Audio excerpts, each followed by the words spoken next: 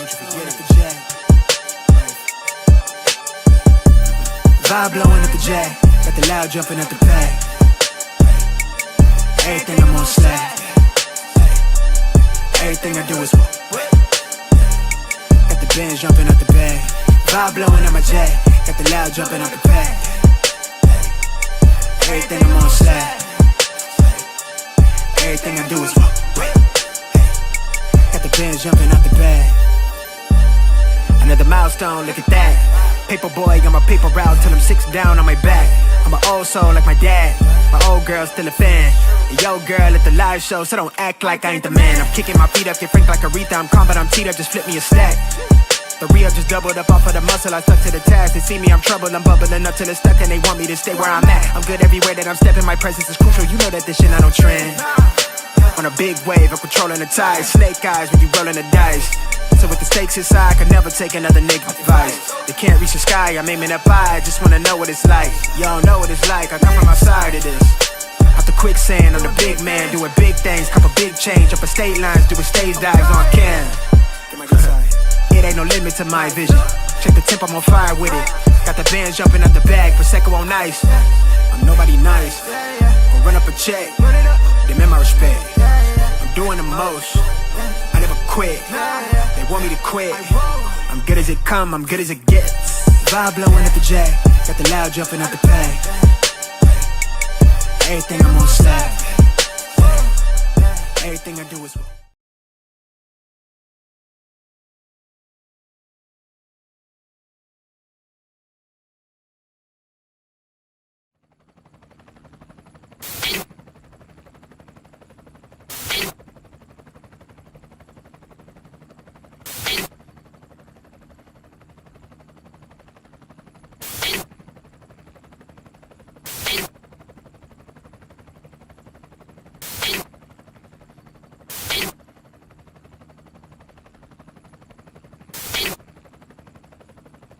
and you're in the Desert Storm bunker with Hollywood CGA.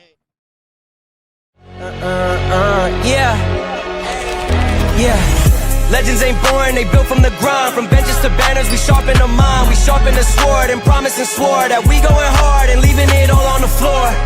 Hey, yeah, we going hard and leaving it all on the floor. Hey, yeah, we going hard and leaving it all on the floor. Legends ain't born, they built from the grind. From benches to banners, we sharpen the mind. We sharpen the sword and promise and swore that we going hard and leaving it all on the floor.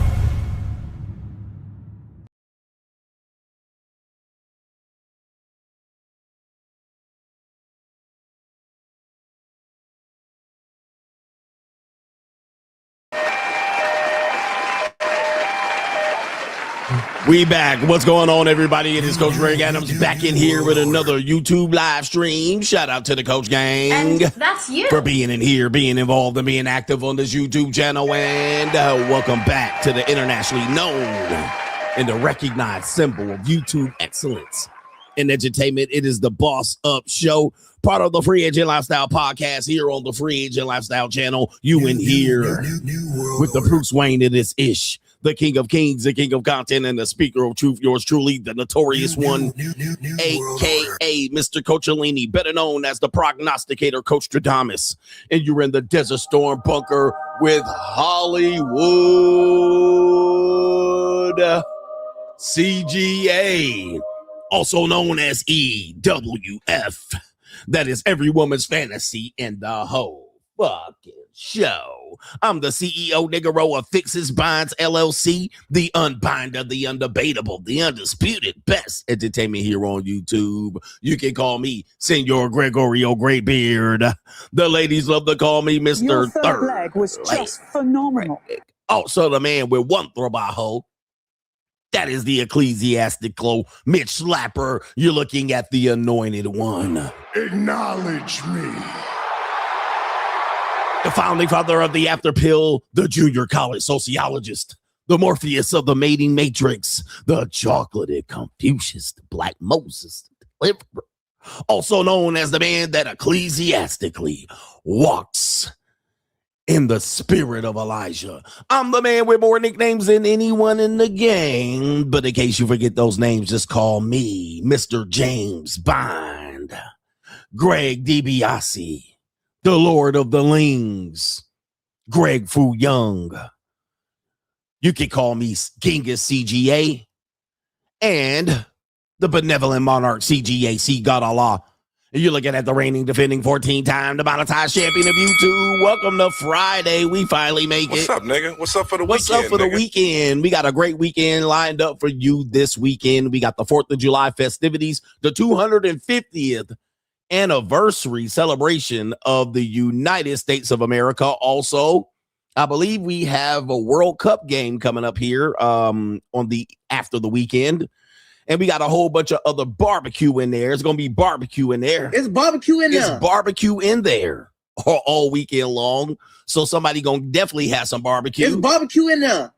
And all of that in a bag of Chips Ahoy. But I make sure y'all drink responsibly.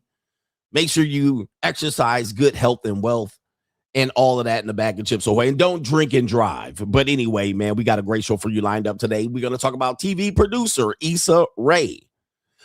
She has produced some TV shows that have gone to create some hits here. I don't realize what TV shows that she produced. Let me see if we can do this. All right, let me see here. ISSA RAE TV shows produced.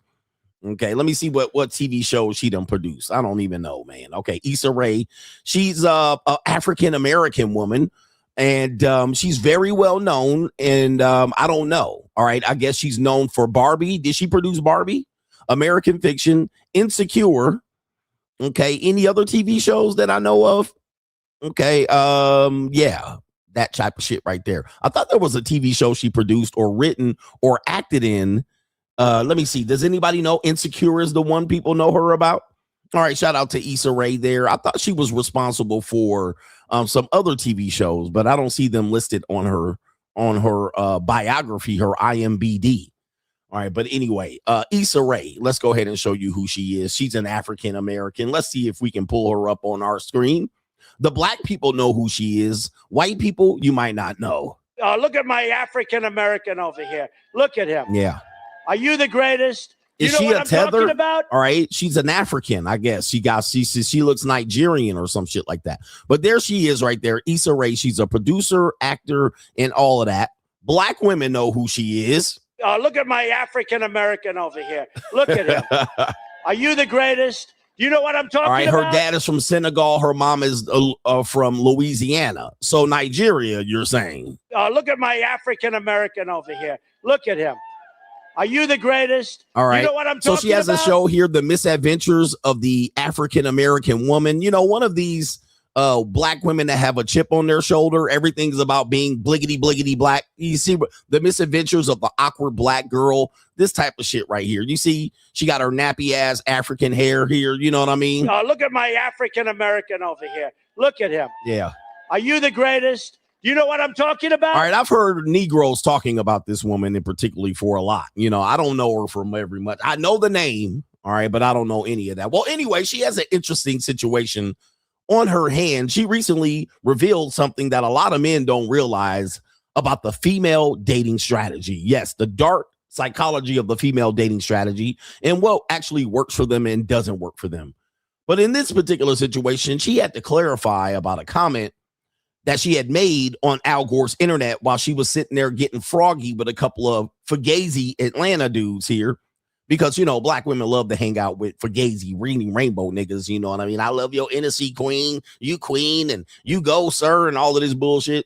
Well, anyway, what happened was she had made a comment about telling women not to marry the best Dilsnick in their life. All right. Do not marry the guy that can put pipe all the way up in their cervix and in their goddamn esophagus all the way to their belly button.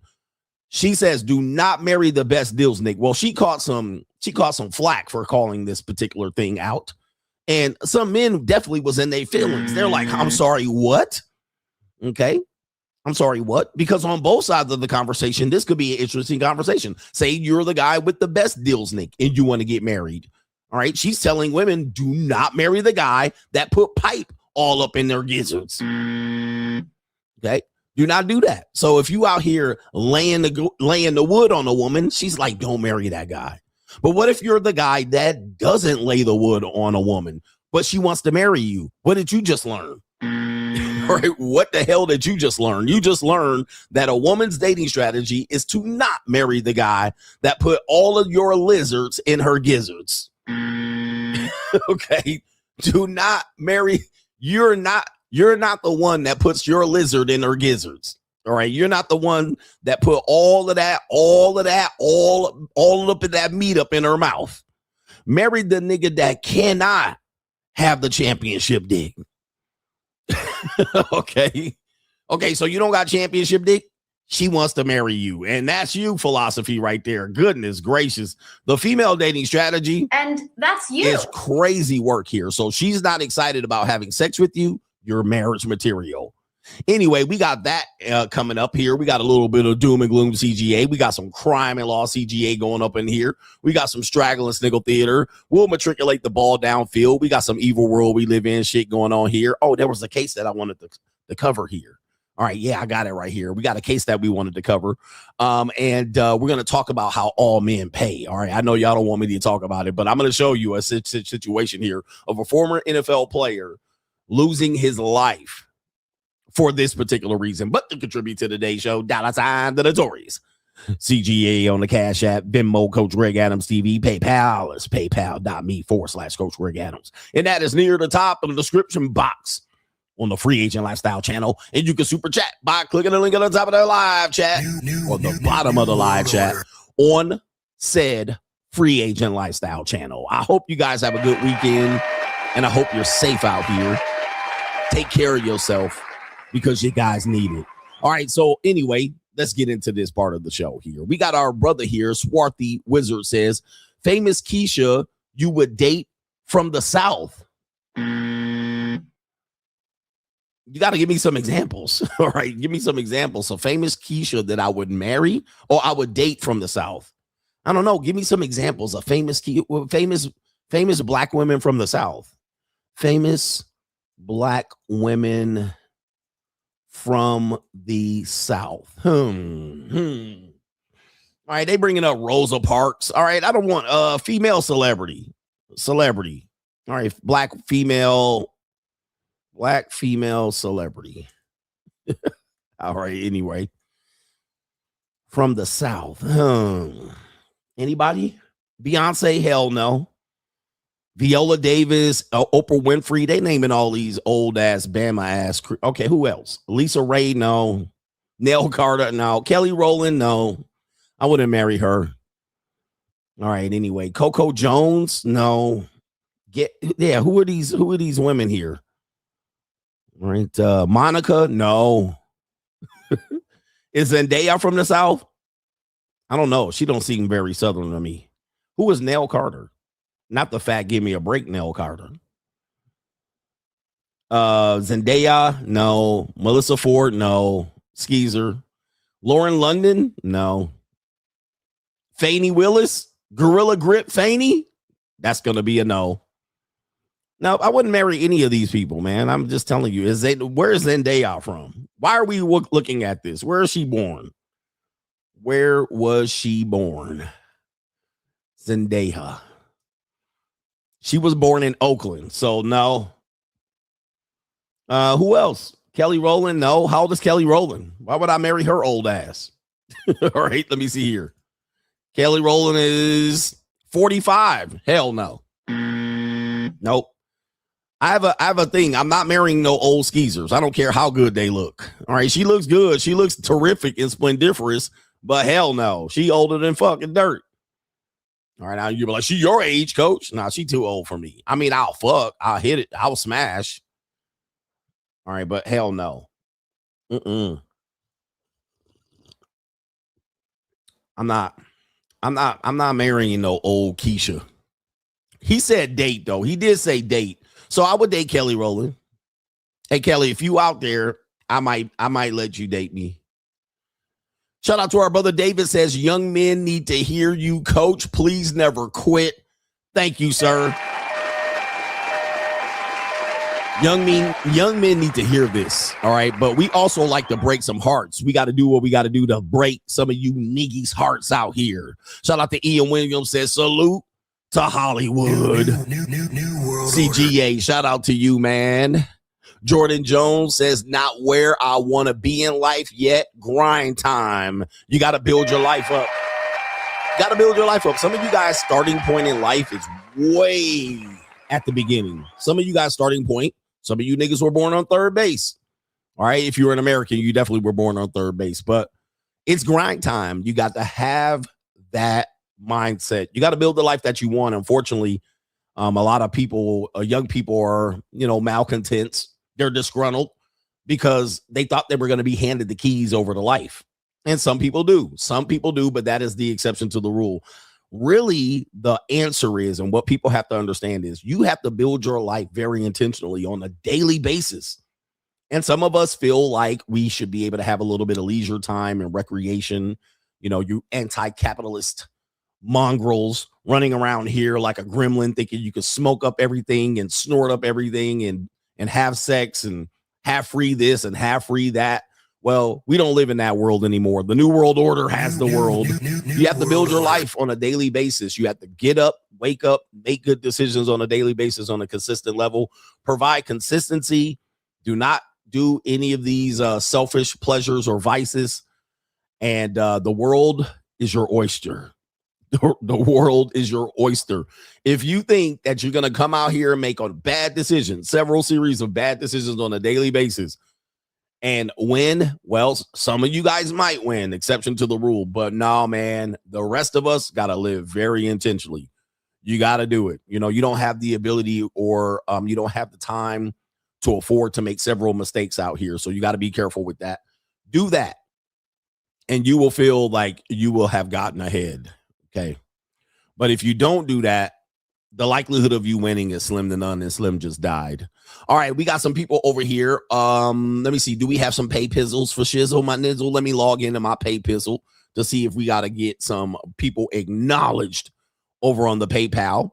Yes, it is him, says Coffee Coach. He says, what do you think about that whack-ass Buffalo Bills leaving out the OJ, the juice, out of the Ring of Honor in their new arena? I did see that.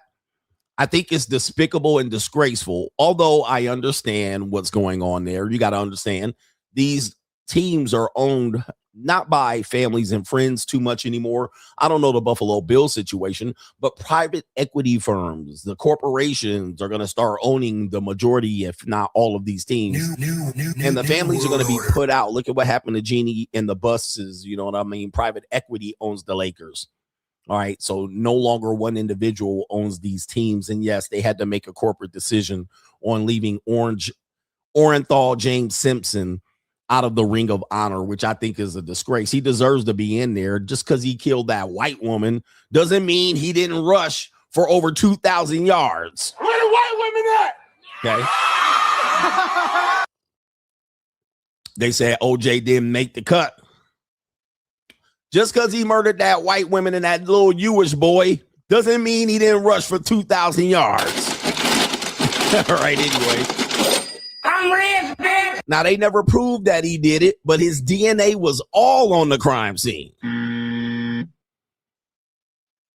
I don't know, man. I'm a little bit. And the Bruno Mali shoes had bloody footprints walking up and down. And I do have a theory about what had happened. You want to hear my theory on crime and law CGA? I do have you know what? We'll do it later, man. We'll do it later.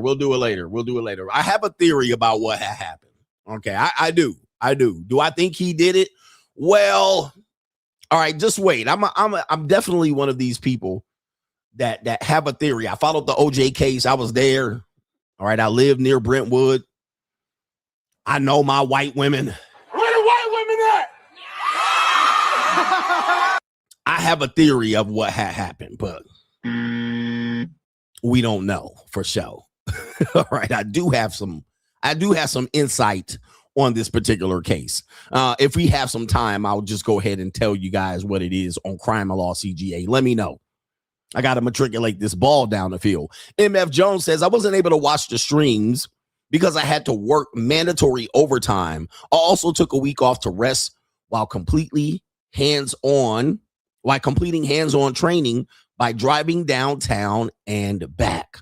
He also adds, and I have to go ahead because this is a two-parter.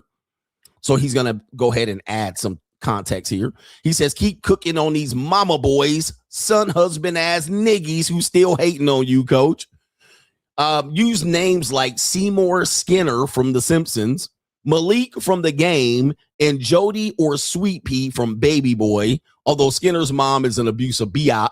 Shout out to you, MF Jones. And yes, these mama boys, Seymour Skinners, these Malik from The Game, these Jodys from Baby Boy, refuse to grow up ass niggas.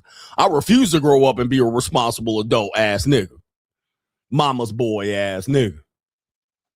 All right, these mama's boys. And Brayon says, Coach, I'm working today, and it is supposed to feel like 110 degrees. He says, shout out to all my first responders that having to work in this heat today. And shout out to the first responders because they got to dress up from head to toe. Sometimes they got to wear combat boots and be out there dressed up. Some of these police officers got to wear their tool belt, you know what I mean, and have their baton and all of that shit on there, you know, heavy equipment. And they don't get to be out there, you know. Don't get pulled over today and the dude got to wear the full uniform, all right? He definitely giving your ass a ticket. So be careful out there. I know the Eastern Seaboard is going through a heat wave. Shout out to you guys here. People are losing their lives. People are out here drowning, jumping in the water, all right, to get a little bit of heat. And they going in, can't swim, drowning. And we also have people who do not have air conditioning units because these units, these houses that were built in the East Coast and the Midwest, you know, they're not built for hot summers. They're built for winters. So they're built to keep heat in. All right. And of course, you guys have heaters, but don't have air conditioning units. This is happening even in Europe as well. A lot of people in Europe are dealing with the situation. They are not built for hot summers, or at least if they have hotness, it's only going to last a few days or weeks. So they're not used to dealing with weeks on of having the need for air conditioning. Also, Mayor from New York, Mamdani, has told you guys to not have your thermostat set below 78 degrees. All right. Good luck with that. All right. Good luck with that. Or you're going to have major blackouts and you guys won't see shit and the crime is going to go crazy. So he's not telling you that part. He's not telling you that part. The reason why we don't want to put stress on the grid is because if the lights go out, New York is going to turn into Gotham City just like that. And they're going to need Batman. They ain't going to need Mayor Mamdani telling your ass to suffer in the projects. Oh, man, this is crazy. Woo. Y'all getting cooked. All right, shout out to y'all, man. Look, just how fast. Look, I always tell you, I have a theory. We are some humane people. But the only reason we're humane is because things are taken care of. The minute there's a major meltdown, we'll eat each other. New world order. Right? We will eat each other. You think people are nice and people are kumbaya? Let some shit go on for about 37 days. All right, we will cook each other on a grill, bro. New world order. We will start. You see this movie, bro? You see, man? We will cook each other. We will take each other out. We will do the most despicable things that nature has ever thought of. New world order. And I don't care what race you are. All right, we will cook each other on a grill. New world order. With hot fish grease and charcoal, just like that. All right, just like that. Did you eat that cat? People gotta survive. Niggas will be taking people in the back. I can't say this on YouTube because YouTube is gonna think it's disgraceful. Okay. Man, Blaze, you don't know how inhumane a person can be. All right. It ain't gonna take very long for us to start grilling each other. Okay. All right. Anyway, shout out to you guys. So we're nice and people think they're gonna get together in communities and protect their little canned goods. Nope. Nah, bro. That's gonna happen for about day 12, day 6. By day 15, we're gonna start looking at each other. I'm gonna be looking at titty meat. I'm going to be looking at titty meat like, All right, just like that. I'm ready to go. All right, who got the biggest titties? Yeah, that brother's starving. All right, anyway, enough about that. Let's get on with today's show. We got Doom and Gloom CGA. Some more sad news to report for you college and educated studious niggies. All right, we got that to report here on Doom and Gloom CGA. Hit the like button. Let's go.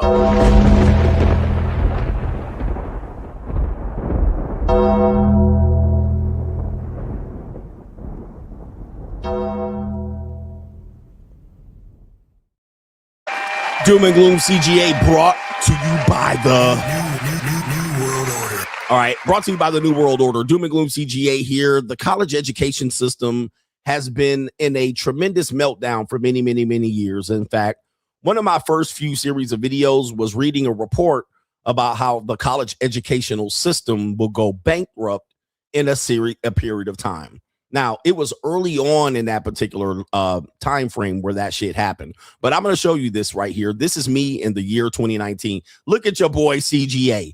And of course, CGA doesn't upgrade his background and his all of this shit. This is me in my 2-bedroom apartment talking about the college system here.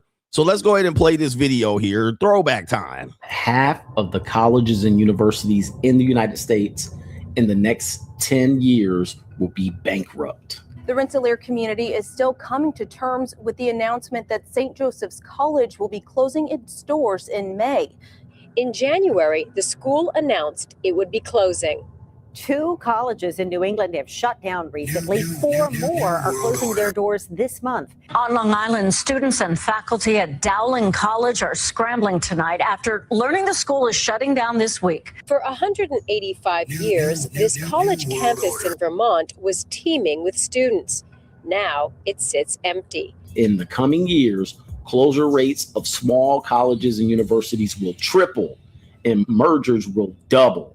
6 private liberal arts colleges have announced plans to close. Another 3 are merging with larger universities, and 1 more is not admitting any new students. Experts say this trend is only going to get worse. Anxious students stood in lines that snaked for hours, waiting for transcripts, worried about their futures. I'm not trying to spend my whole day here to get my transcript. Like, I have 2 months to find another college. I believe a lot of minorities and a lot of women will be affected by this disruption because minorities and women are the bulk holders of student loan debt. Among the many questions still unanswered is whether students who paid tuition up front next year will get their money back.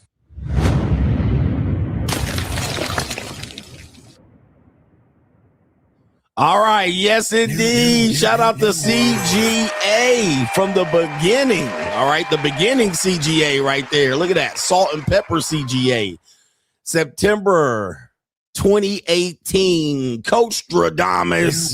New World Order. Coach Stradamus is in the building. All right. The early days. All right. Still no hairline. New World Order. All right. Yes, indeed. All right. Yes, indeed. All right. So September 2018, I brought to you that report, and I hate to bring and be the bearer of bad news. It's about to be curtains for the educational system for a lot of people. All right. And so men have dropped out in rapid rates when it comes to college education, right? Men have dropped out. Men just simply are not going at the rates that women are going. And of course, women are saying, well, these men aren't educated. They're not getting their degrees and not working on themselves. But I found that the problem was that they're not covering the student loan debt. Yeah, these women are going to school, but they're coming out in massive debt. They're coming back completely set back. And then people don't realize that, you know, a lot of people are making a decision not to pay for the college. Why go into debt for a degree when most people that go get jobs don't use the degree that they've obtained? And of course, they're coming out with massive amount of debts. Let me play this video of this young lady right here. And this is an example of what I've been talking about the dating industry. And I'll play this video later. There's a video right here says of a woman saying my student loan has tripled. I never had money. Fucking shit. So everything is expensive, motherfucker. So I don't know a la chingada porque. All right, so she's got the Spanish-speaking meme on the background, but let me tell you, man, a lot of people here. She says, and then it says, ask la doctora. I mean, I don't know if she's a doctor, but take a look at this vulnerable post. Putting it out there for anyone else sitting with this too. A lot of people are sitting with this. A lot of women are sitting like this. This is why we tell you all men pay, because a lot of women will date a certain type of guy, not the championship dick guy, but the guy that don't put the lizards in her gizzards. But she's going to say, but I love you. You're the best. And does she look like a schizoid? Nope. She got the little pearl earring, the little pearl earring stud. She's a regular corporate woman. She's telling you about her corporate job. But she says, as of July 1st, which I warned you, I said July 1st, they're going to start sending out statements again. My student loan payment went from $889 to $3,171. Cooked. Look at that interest rate. Look at the balance on that. And she's a doctor. All right. She's a doctor. This is why. And yeah, she's a doctor. And she going to start doing a lot of pharmaceutical scams. She said, this is not a typo, not a rounding error. My student loan has tripled. And she says, I'm not here asking to be absolved of what I borrowed. I'm not looking for sympathy, but I'm looking straight at our government and asking, is what version of reality do you think this is survivable? It's not. You're cooked. Okay. You're not going to survive this. All right. You're going to have to commit some crimes on loans that I took out to spend the entirety of my 20s becoming a doctor so I could care for critically ill children. All right. Let me play that. Let me read that back again. Okay. You thought not having a man was your solution, right? You thought not having a man was your solution. But here we go. Now she says, oh, these loans I took out my when I was in my 20s. I wanted to become a doctor so I could care for critically ill children. What about all that fornication you were doing in school? So yes, I need you to follow the math with me. I give nearly half of my paycheck to taxes while Americans are losing health care and food stamps to fund. See, now they want to attack capitalism in the system here. You chose this. Don't. Now she wants to attack the billionaires and it's the system. Okay. But like I said, life is about choices. And that's a nice little, fine little hyena right there. But of course, you don't know what you're walking into. She's going to start dating you and telling you what you need to do to be a proper man. And a real man would do this and X, Y, and Z. And all of a sudden, you're going to marry her. And then you're going to fall in the debt laps. You're going to fall in her lap right there. 300. And by the way, this is going to be 400K. And you wonder why women are going to monetize dating in JUCO? Even educated women. You think these are just broke skeezers at the JUCO. They're not. All right, these women be at the JUCO, doctors. They have to date sugar daddies. They have to date up. They don't have any choice. But look, we're in this situation together. We're in this love together. All right, but this is why the monetized dating system is the way it is. Okay, this is why women, they're in a financial bind. Not just the skeezers, not just the streetwalkers. The average everyday woman is in a bind, in a major bind. And here's some more bad news here. Apparently, there are several colleges on the brink of dire straits financially.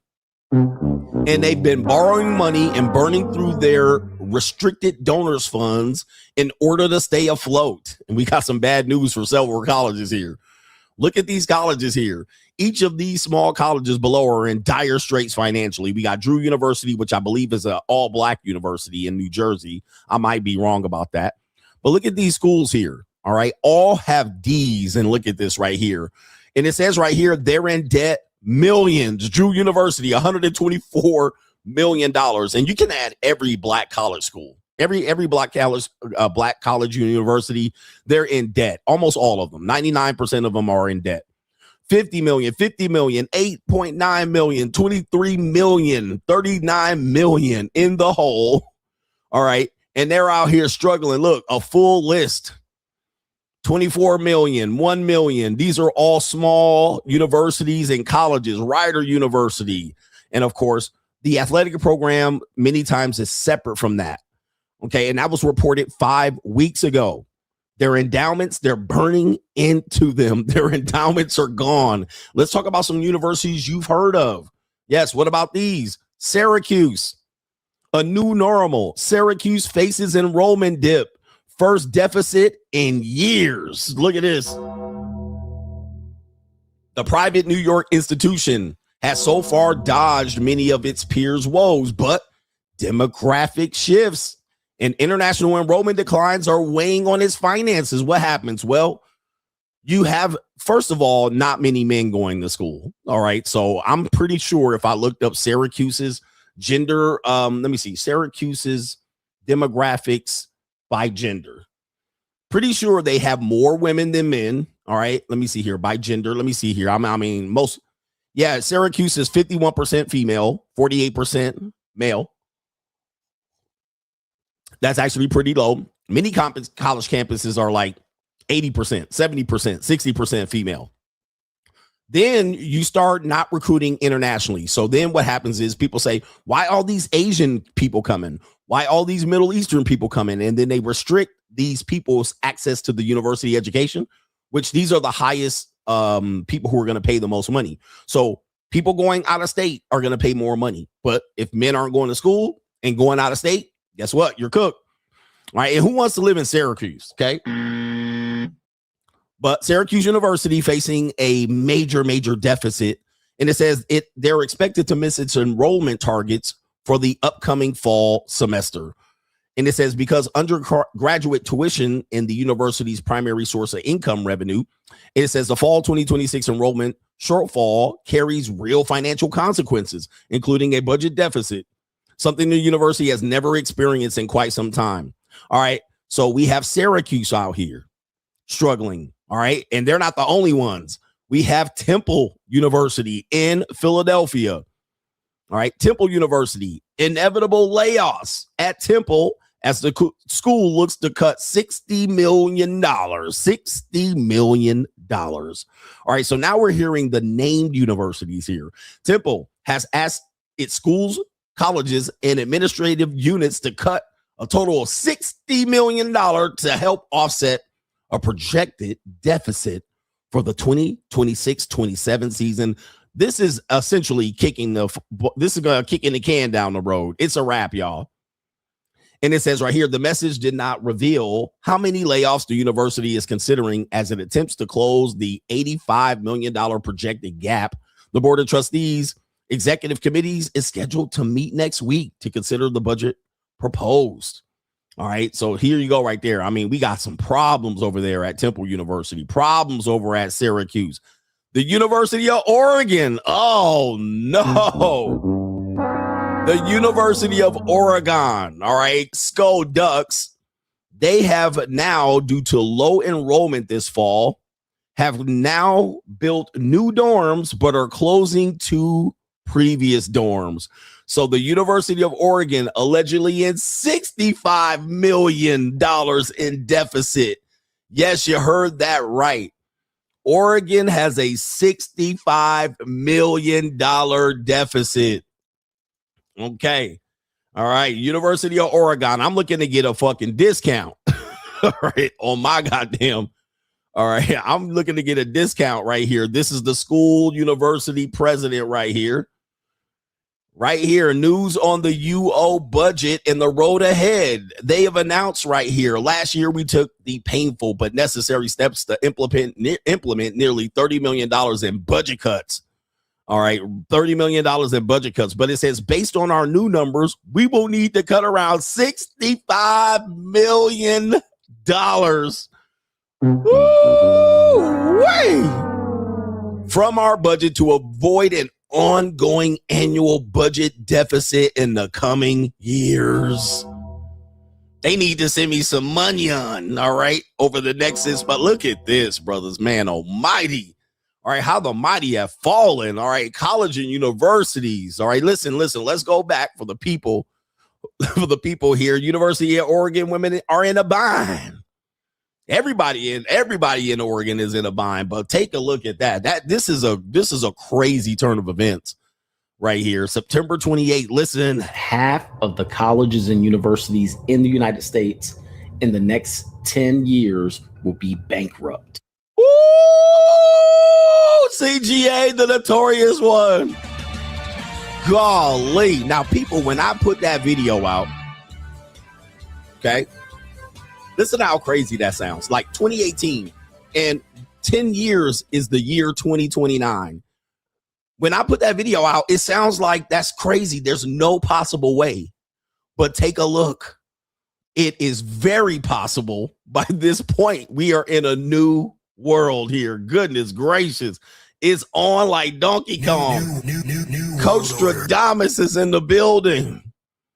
In the next 10, I'll play it again for the people hating. And yes, there was an article that I was reading, but I was reading that article because of my belief system. And by the way, I had just worked at several colleges and universities, so I knew what was coming. I was like, there's no way we can survive this going into the future. Listen, half of the colleges and universities in the United States in the next 10 years will be bankrupt. Bankrupt. Let's go. Woo! Victory lap. Receipts. Receipts. Receipts. Y'all think I'm lying? It's economics. New world order. Man almighty. All right, man. When I say some shit, I stand on it 10 toes down. Protect your neck and watch out who you marry, because these women running around here in massive amount of debts. Do not fall for ye old okie doke, because they will catch your ass slipping and you gonna have to pay the Mickey Ficky bill. That's Doom and Gloom CGA.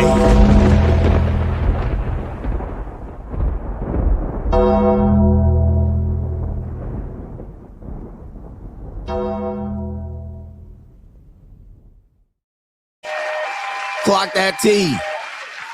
Clock that T. Oh my goodness gracious. Who doubts me? Who doubts me going forward, man? I'm trying to help y'all out.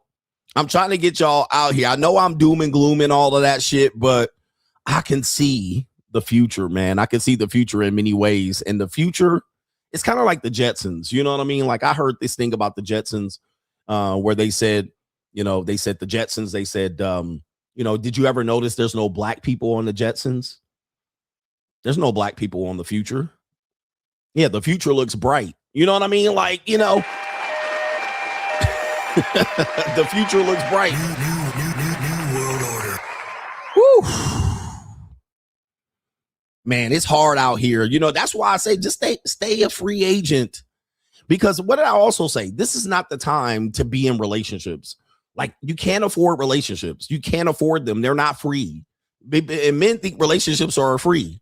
That's free, and I want love, and love is free, and blah, blah, blah, blah, blah. No, man. You can't afford relationships. Just sit down, shut up, stay in your lane. Don't do too much. A lot of people out here, a lot of women are in binds, guys. They're in binds that I'm telling you, and they're using relationships to get out of these binds. The problem is men aren't marrying at the rate that they're used to. So women are looking to find their way out, monetize dating, if you will. And the problem with that is they don't have leverage. So when they're even trying to come over to the monetized dating, they're even trying to exercise leverage over there. And I'm like, baby, you don't got no leverage. You don't have a leg to stand on. Now you could go back and be over there and struggle to pay rent if you want to. Go back to your hovel, go back to some other dude, go back and find you another guy if you want, but they ain't got the leverage. Soon as you get leverage, you can call your shot, and especially in this marketplace. But cold approaching and begging women into relationships and trying to bang them off for free, yeah, you can get that, Aaron. It's not a good long-term strategy. But yeah, somebody says the barbarian is at the gate. Who remembers when I used to say that? I used to say the barbarian is at the gate, guys. Okay, which means in effect, but people will say, well, who's the barbarian? They try to make it some racial thing, and who's the white? Yeah, white people are barbarians and Neanderthals, but I'm not talking about them. What I'm saying is, thank you for bringing that up. The barbarian is at the gate because once the barbarian is at your front door and he's got the stick, he's got the torch and he's got the fucking hammer or the axe, there's nothing you can do. Okay. The only thing you can hope is the barbarian walks out. All right. Then says, okay, there's another house. That's the only thing. But once they start at your door and they got the torch and they got the axe, they're coming in. Okay. The barbarian is coming in. The barbarian is at the gate. They're coming through the door. All right. And it's only a matter of time. Now, once they get in the door, there's no negotiating with the barbarian. Okay. So you can't say, okay, they kick in the door and you're like, okay, what do you want? I'll give you anything you want. No, they're taking what they want. There's no negotiating. Don't ask them, could you have this and take this and leave that?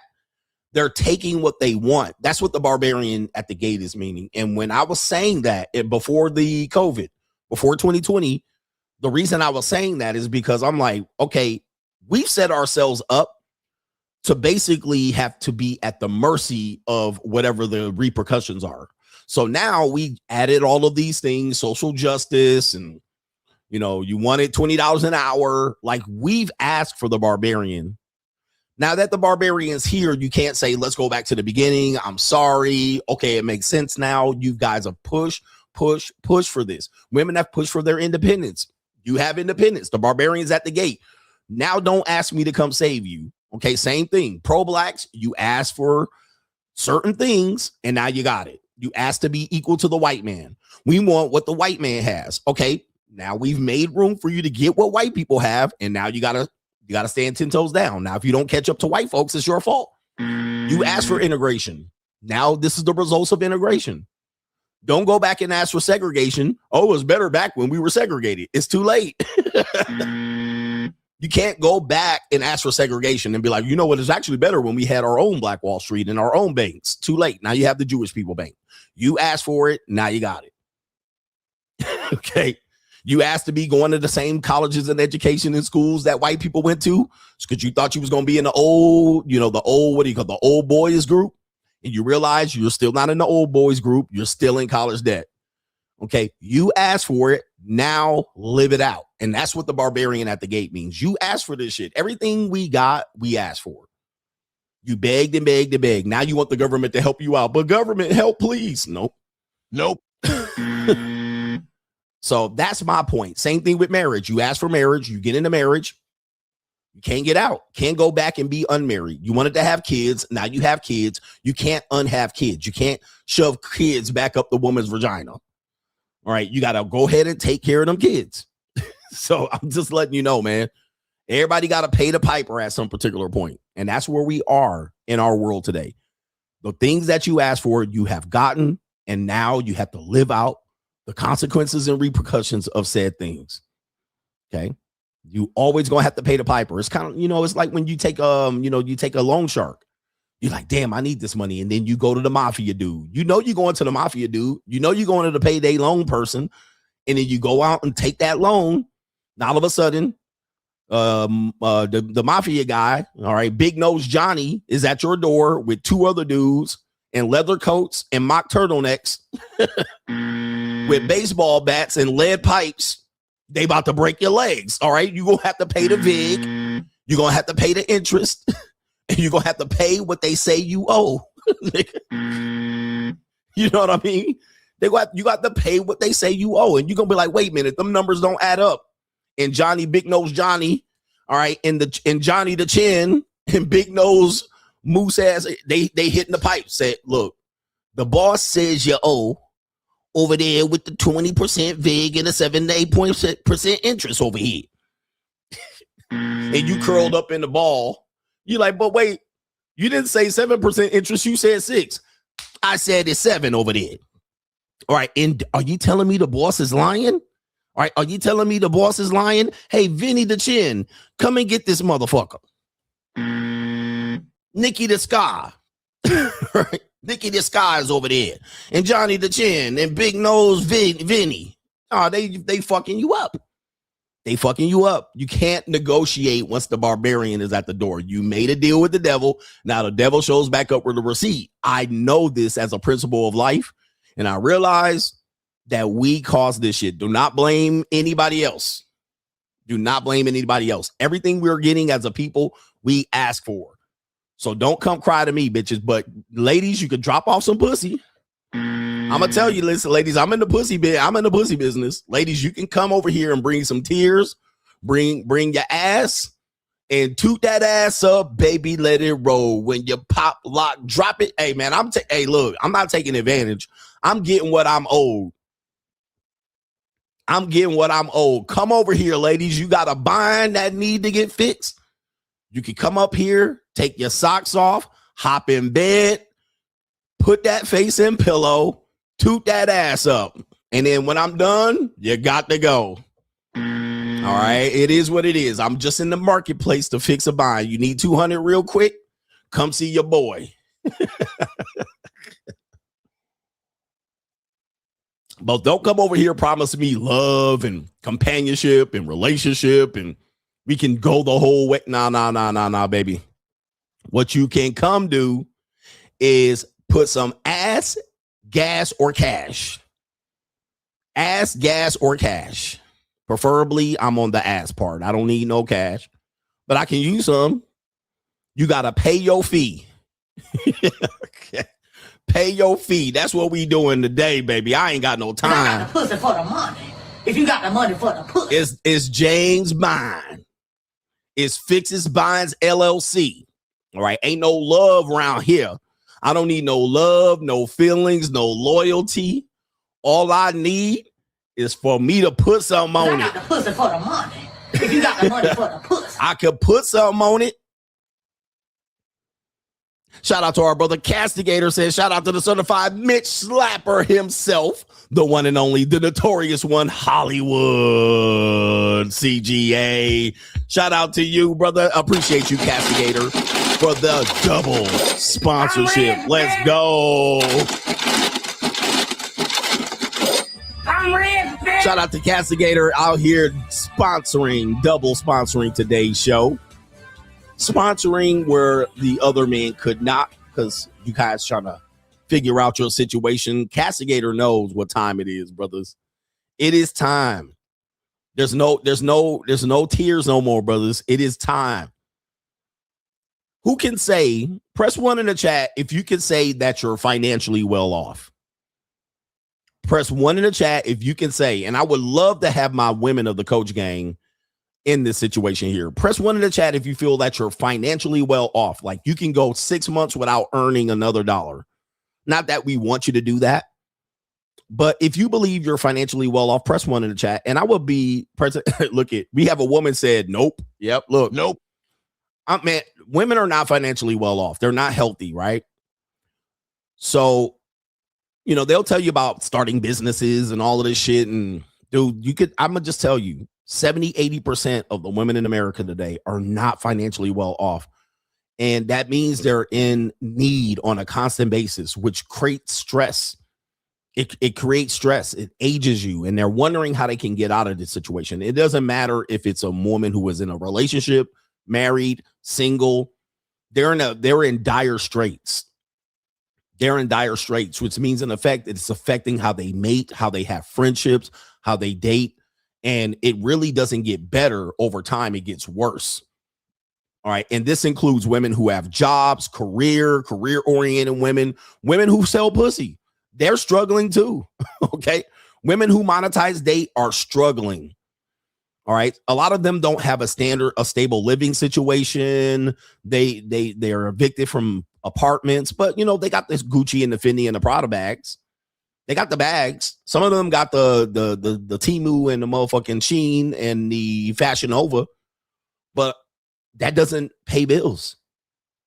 It gets them through the day. So even corporate women, all right, this is a doctor. And she is like struggling. I mean, this little Latina need to come lay her head on my pillow. All right, but I can't fix that bind, baby. I cannot help that. And there ain't enough pussy she can give me that can fix that. None. There ain't enough cooking and cleaning because she already knows she's not going to cook or clean. There's nothing she's bringing to my table. Well, she's educated and she has a good job and she makes $185,000 a year. Guys, even if let's just say she made $180K. If she made $180K, she would basically have to have zero expenses for at least 2.5 years to beat that. She would have to have no expenses for 2.5 years. I know I rounded it up. The interest is going to keep going up. You're like, that's not true, coach.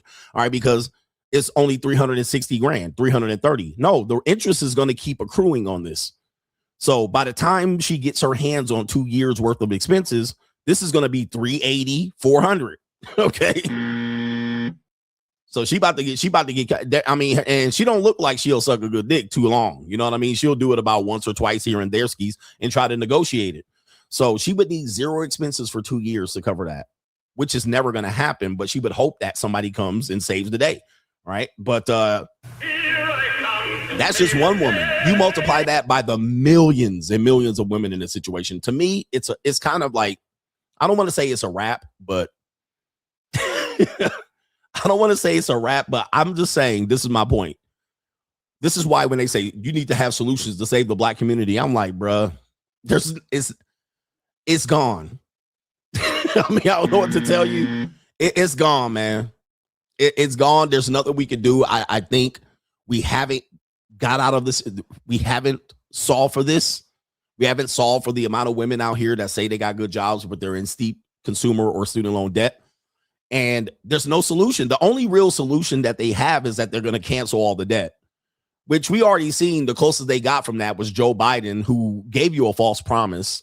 He canceled some of these women's debt, but I'm pretty sure they're back in consumer debt. To me, I'm just letting you know, man, there's no way out. New world order. There's no way out. You're slaves. You're slaves from here on out. You're slaves from here on out. Somebody say communism. Communism is the only thing that's going to help you. But that's not going to be, no, we're cooked. There's no way out of this but communism. And I'm not going to be around for this bullshit. I'm telling you, y'all could go with communism if you want. Nigga, I'm taking the first flight out smoking, bruh. I'm out of here. We're going to show you this on Boss Up. Matter of fact, let's show you this now because we're talking about it real quick here. All right, little out of order. Listen to this here. This is a person here, the average regular normie, knuckle dragging person. This one says valid crash out. Let's listen to what she's saying here. At this point, I am quite literally begging for another pandemic, and not in the sense of like, oh, people are dying because of a virus pandemic. I mean, I want the world to shut the fuck down again so that we can stay home and do hobbies and spend time with our pets and friends and family. And like, if you've got them, children, but like, I can't do this anymore. I am literally trading my existence to be in a place to earn money, still not enough, by the way, to pay my fucking bills so that I can keep paying bills, so that I can keep living in the place, so that I can keep paying bills, living in the place, paying bills, I'm so tired! I'm so tired! I am 30 years old and I've done fucking nothing with my life. I can't afford jack shit. I can't afford a vacation. I can't even afford a sick day. I am tired. And I don't want to do this anymore, bro. Like, I'm so fucking sick and tired. I don't want to be here. Like, what are we fucking doing, bro? Oh, enjoy your life. How? How am I supposed to enjoy my life? I spend it at a fucking job 90% of my time, and if I'm not at my job, I'm going to bed early so that I can wake up early to go to this fucking job. I don't want to do it anymore. And I'm literally watching everyone around me just suck it up and do it because that's the way it has to be. No, the fuck it doesn't. It doesn't. Like, what are we doing? I am watching my father, who is almost at retirement age, work himself into his fucking grave, and he has nothing. Here's William. Now, people are going to call me an asshole. People are going to say, Coach, well, you made it out, so you got bread, so it's different. You got lucky because you got famous on YouTube. But I'm going to ask yourself this. Is this not what you asked for? Let's be honest and be real. Let's be real. Didn't you ask for this shit? Or you think they made you do this? Like, which one? I'll put up a poll.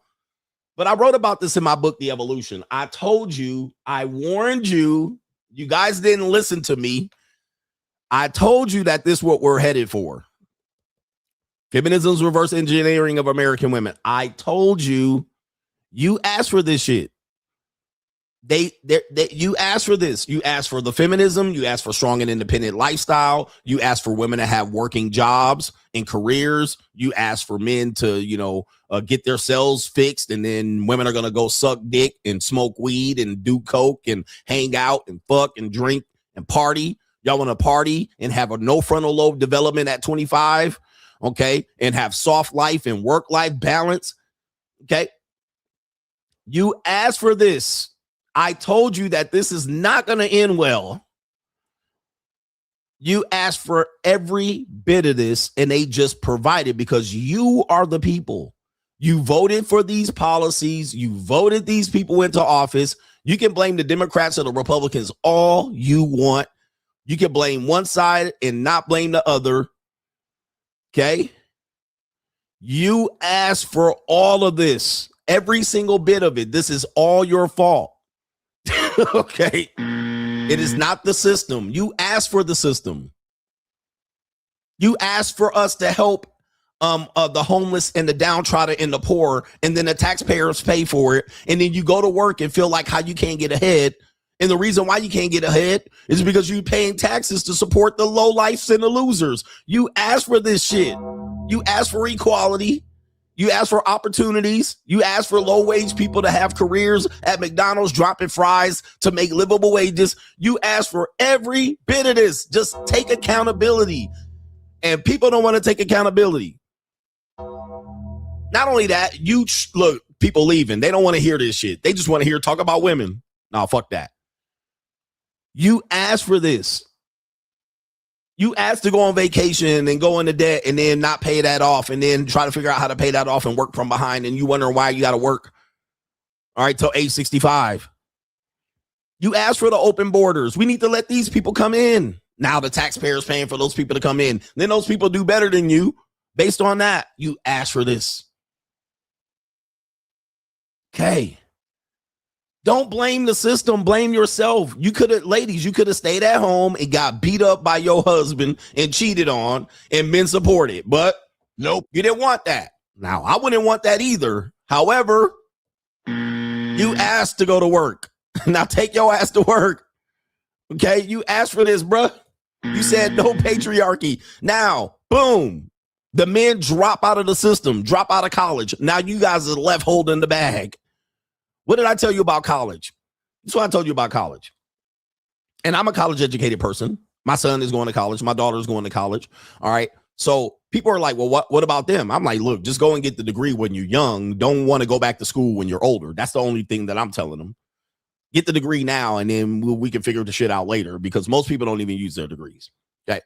But the thing about college, and this is where I said women and minorities are going to be negatively affected by this, is because women and minorities are always trying to compete with the white man. And I'm telling you, the white man ain't going to let y'all just come in here and creep up there and compete with them. And so what people say, well, a degree will make you equal. All right. A degree is a great thing, but it's not going to make you equal to the top 10% of white folks. All right. They have a whole system that doesn't just hinge on degrees. And once you start handing out degrees like fucking pancakes at IHOP on a Sunday, it devalues the degree, especially when people go to degrees that don't need to be in college, and you get a degree in some bullshit that's not really a degree. So you get a liberal arts degree, and then you become a teacher, and now you're making $40,000 a year as a teacher. All right, what a fucking idiot. Right? Okay. What an idiot. I mean, that's not going to make you equal to white folks. That's not going to make you equal to the top 10% of white people going to degree for a liberal arts school. Now, we need our teachers, but you went to school for that shit, and now enjoy that fucking life of struggle. Enjoy that life of struggle. You up Shit's Creek. All right, I'm just letting you know. You up Shit's Creek. Trust me, I've been there, done that. Then people don't want to do the things that they need to do to become wealthy. They'll be like, oh, it's a grift. It's a scam. I'm not going to do it. I don't want to put my face out there. So you don't want to take the risk. Right? Do social media. It's the new gold rush. Nah, I don't want to do that. I don't want to put my name out there. I don't want to get fired from my jobs. Okay, stay over there then. Then you watch people get rich, and then now you want to be out here exposing the scammers and the grifters. But meanwhile, they're wealthy. Like, you know, the moral system. So all of this, I cannot feel sorry for people. Your guys are normies, lemmings, NPCs, knuckle draggers, oxygen thieves. You thought you was going to go to work and have an enjoyable life on the weekend? You thought you was going to go work a 9 to 5. Okay, let me just get this straight. You thought you were going to work a 9 to 5, be off on Friday at 4, and not have to do shit, shake your ass, smoke weed, make bad decisions, drink, sports bet, have brunch, and have money left over to live a comfortable life all the way up until Monday at 9. And you was going to be able to do what? Get luxury items, travel. Oh, you also thought you were going to do this being single. You thought you didn't have to marry, okay, and have nobody to listen to. I don't want no man to listen to. I don't want to listen to these old honorary ass hoes. So you thought you were going to be single and maintain a lifestyle of people who are married and have 2 and 3 incomes. You thought you were going to live that life. No, there's a bachelor tax. There's a single tax that you pay. It's more expensive to live as a single person. And I told you that as a free agent. As a free agent, you just don't say, I'm going to just be out here minimalizing and stay single. You're going to get eaten up. So not part of the free agent lifestyle is to hustle. You got to be on the hustle and grind. You got to go motherfucking turn over rocks and pick up dimes. You can't just sit there and just be like, I'm not going to get married. Fuck these hoes. And then just sit there in the corner rocking and then minimalizing in your fucking lawn chair in your living room. No, bruh. You're going to pay the bachelor tax. It costs more to be single. It costs more to be single. So you got to get out here and hustle when you're single. You can't just sit back and work your 9-to-5 job, scooping ice cream at Baskin and Robbins, and then sitting there thinking life gonna just, the money tree gonna hit you in the fucking head. When you choose to be single, male or female, it's more expensive. It's more expensive. I don't need a man. I don't need these hoes. Okay. Guess what, nigga? It's gonna be, here's William. Okay. It's gonna be like this. Here's William. Here's William, nigga. So part of the free agent lifestyle tells you you need to, instead, you can't just say I'm going to be single. You got to go on the grind. You got to be constantly grinding. What we tell you, yeah, it's a price for freedom. That's why I tell you, man, nothing's free in this world. Even dating, sex, women, there's no such thing as free. And when you have that philosophy, you never take your foot off the gas. But as soon as you take your foot off the gas and I get you comfortable, well, there is some circumstances where pussy is free. Soon as you do that, then you're just going to be like, I'll just go for the free pussy. What happens? You stop grinding. Then you pay the opportunity tax. You pay the cost of opportunity. Now all of a sudden you get 45, 50, 55, 60, and you sound like this bitch. Well, the system got us working. Okay. That's why I look at everything as a cost. Because if everything is a cost, that means I got to go grind. The minute I think there's a free way to do it, which there's no free way to do it, the minute I think there's a free way to do it, then I start taking my foot off the gas. Okay. I can take a credit card and swipe and go to Macy's and swipe up all the credit card, and then I'll have $300 in t-shirts. Well, guess what? I got to pay that $300 down, or that $300 is going to turn to $3,000 if I don't pay out the card. So it looked and appeared like it was free until the bill came. And then if I don't pay the bill responsibly, it's $3,000 for some t-shirts that you don't even wear. So nothing's ever free. The minute you adopt that philosophy, the minute you look at everything that you do as a situation that is taken away from you, not that you're getting a situation. That situation is taking from me. Even though I'm benefiting, that situation is taking from me. So I have to even look at the free situation as a takeaway. And that way I keep my foot on the gas and I keep moving ahead, as opposed to relaxing and going, damn, I got something for nothing. You never get something from nothing. Never, ever, ever, ever. There's always an exchange. And if you have or lack something over here, you're going to have to exchange something else. And that something else seems invisible to you. This is why you do this. This is why you trade time for money. The reason why you trade time for money is because you think time is free, or you think you're going to make up the time later on. But that's not how it works. As soon as because you have time to give, and you're like, it's just time. What else would I be doing with this time? And so time seems free. Hey, I got time. All I got to do is go here, trade this time, and I get money back. But that's not free.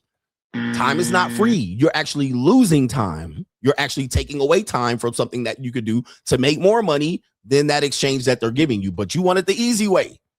So you exchange something that you have in abundance. You believe you have it in abundance until you look up and you're like, damn, I'm 50. Where did the time go? You see? Now you staring down. I only got 16 years to live left. I only got 25 years to live. And I ain't got nothing to show for it. You see, time is not free. It's an exchange of resources of something that you have in abundance when you lack this. Okay, I got money. How do I not waste time?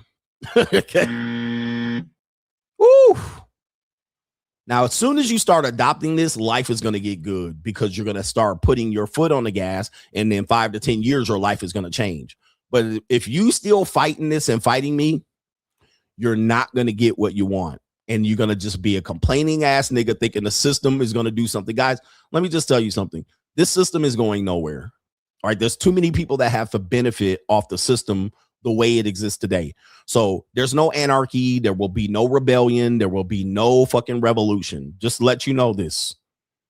There's nothing. There's no reparations. None of this shit is going to happen. They be liable to kill your ass faster than they give you any of these things. There's too many people that benefit from you being a servant and a slave or an indentured servant. They will kill you niggas before they let you have a revolution. I'm just letting you know. You're going to need 20-30% of the population to ignite at once, and niggas are sleeping in, because people in DC be like, all right, at 9 a.m., we going to start the revolution. Well, people in Nevada and California and Seattle, they still going to be in bed, nigga. Oh, they be like, oh, I thought you meant 9 o'clock on the West Coast. Meanwhile, y'all East Coast niggas done started with your torches and your axes, and y'all about to get y'all asses handed to you because the West Coast people still in bed.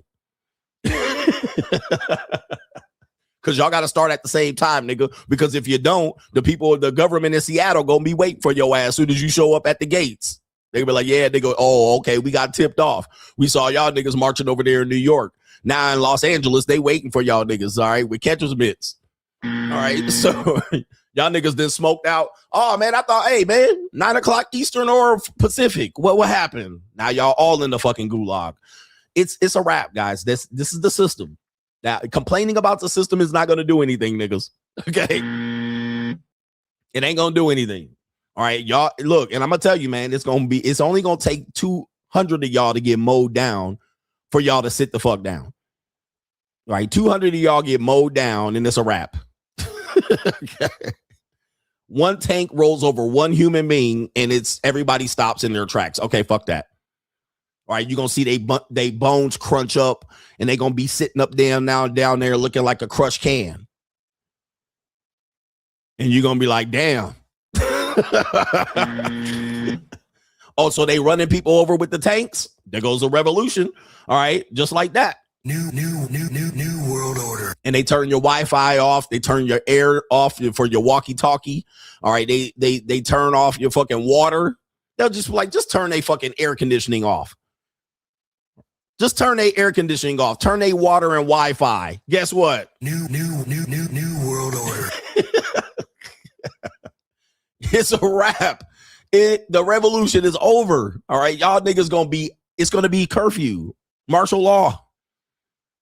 Mayor Mamdani knows this. All right, all they gonna do, look, Gavin Newsom knows this. He already just turned your fucking air off. It's cold. It's over.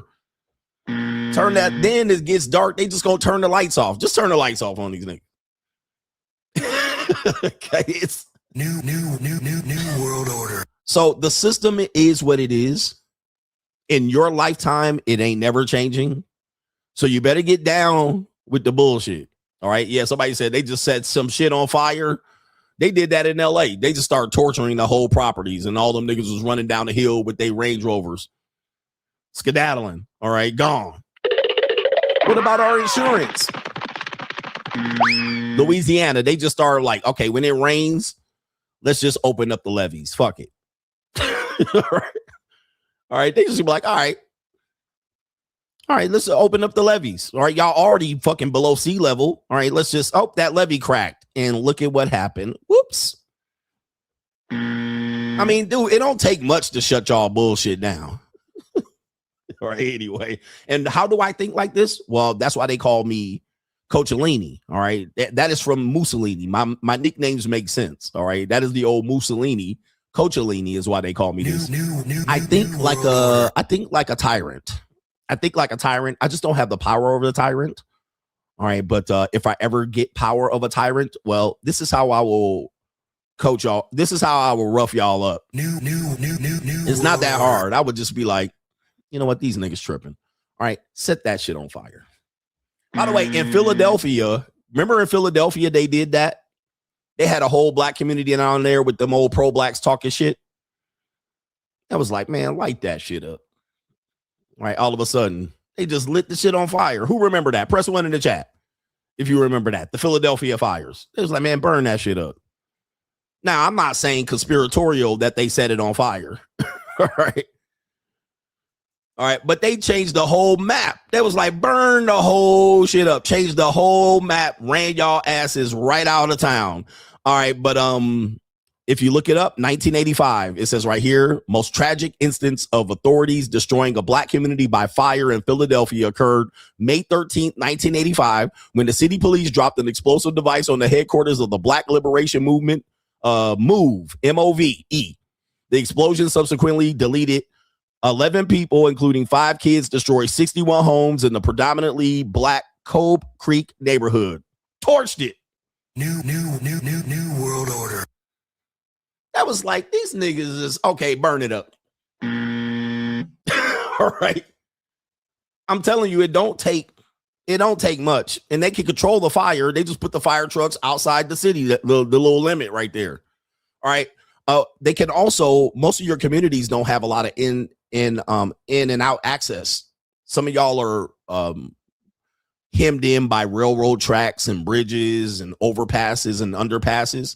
All they got to do is put 8 walls around 5 over and underpasses, and you blocked in, nigga. You can't even get out. And most of you guys don't even realize that.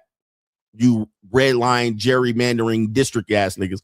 Most of y'all don't realize that there's not many in and out access to some of these communities. They got y'all hemmed in, cornered in on purpose. All they have to do is blockade 10 in and out accesses, and y'all stuck. Most of y'all don't have vehicles. Like, they got y'all by the fucking short hairs. I'm just letting you know. Y'all ain't want to hear me though. New world order. Y'all don't hear me though. Y'all think y'all gonna march somewhere? Y'all don't hear me though, bro. Anyway, new world order. I'm saying too much. I'm saying too much. Y'all can't get food or groceries in or nothing. Y'all protected by moats. Look, y'all got rivers and train tracks and freeway overpasses and underpasses. Nigga, cook y'all in projects and gated communities. Somebody said that. The Goody Mob shit. Are the gates to keep crime out or keep your ass in? Think about that. Shout out to our brother here, CeeLo Green. It's too easy, bro. And why do you know I think I know this? And look, people don't want to hear this real shit. But I got time. This is the realest shit you ever gonna hear.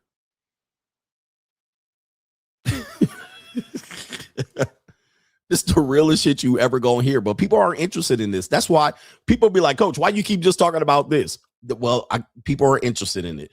People are interested in relationships, women, and men.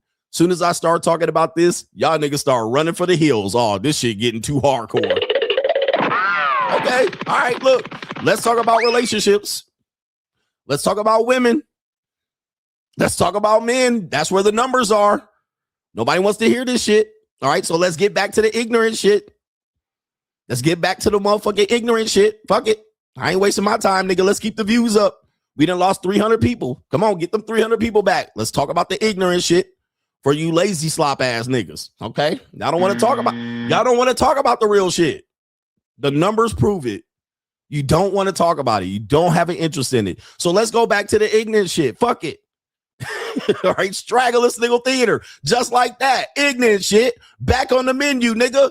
Where the scamming ass niggas back. Like, ride with me if you ride with me. You can slide with me if you feel like 550 on the 5 sticky. Come get high with me. That's a deal, right?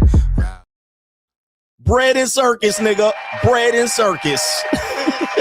Okay. Bread and circus, nigga. Let's get back to the bread and fucking circus. Fuck it. Straggle Sniggle Theater. Here we got 3 black women in the elevator. This is the shit y'all want to hear. Okay, come on, niggas. Let's get back to the real. 3 black women in 3 fat black women in the elevator.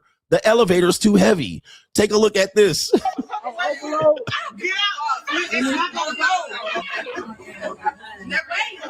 least that bitch, at least that bitch tell you though.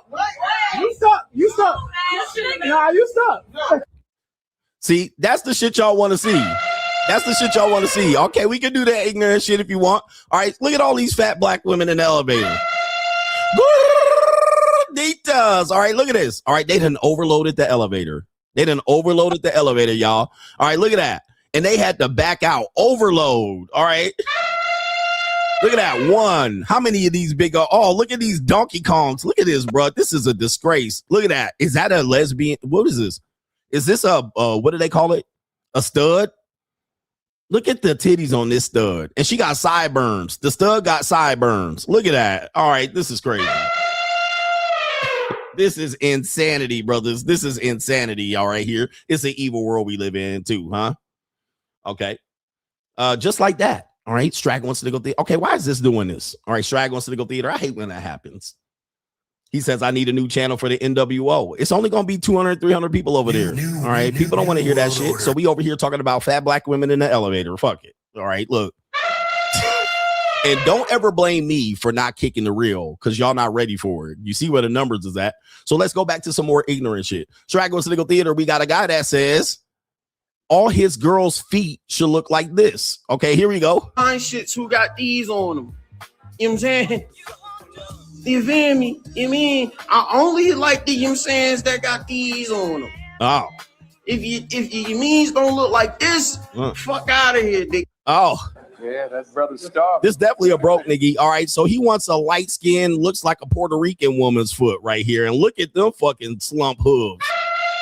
All right, but I don't even know what he's talking about. Yeah, that's brother Starving. Kid, I got nothing for you. Beat it, nerd. If your means don't look like this, you know what I'm saying? Oh my, that's a pretty foot right there too. I like that. We just looking at the booty. We're looking at the breast. We're looking at her neck. We're looking at her feet. We're looking at her. No, I ain't looking at no feet. I like these. You're looking at feet?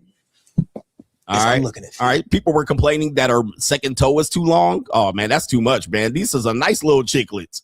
These are nice little chiclets. Look at that little foot. She got a little cankle in the bottom. This definitely a starving nigga. He like fat bitches. All right, that's for sure. All right, but yeah, man. All right, that's definitely a fat girl. That is a fat girl. All right, 100%. All right, people gonna call her thick and curvy and whatever, and got a few extra pounds. All right, but that's definitely a fat woman's foot. I can tell from here. All right, but anyway. Beat it, nerd.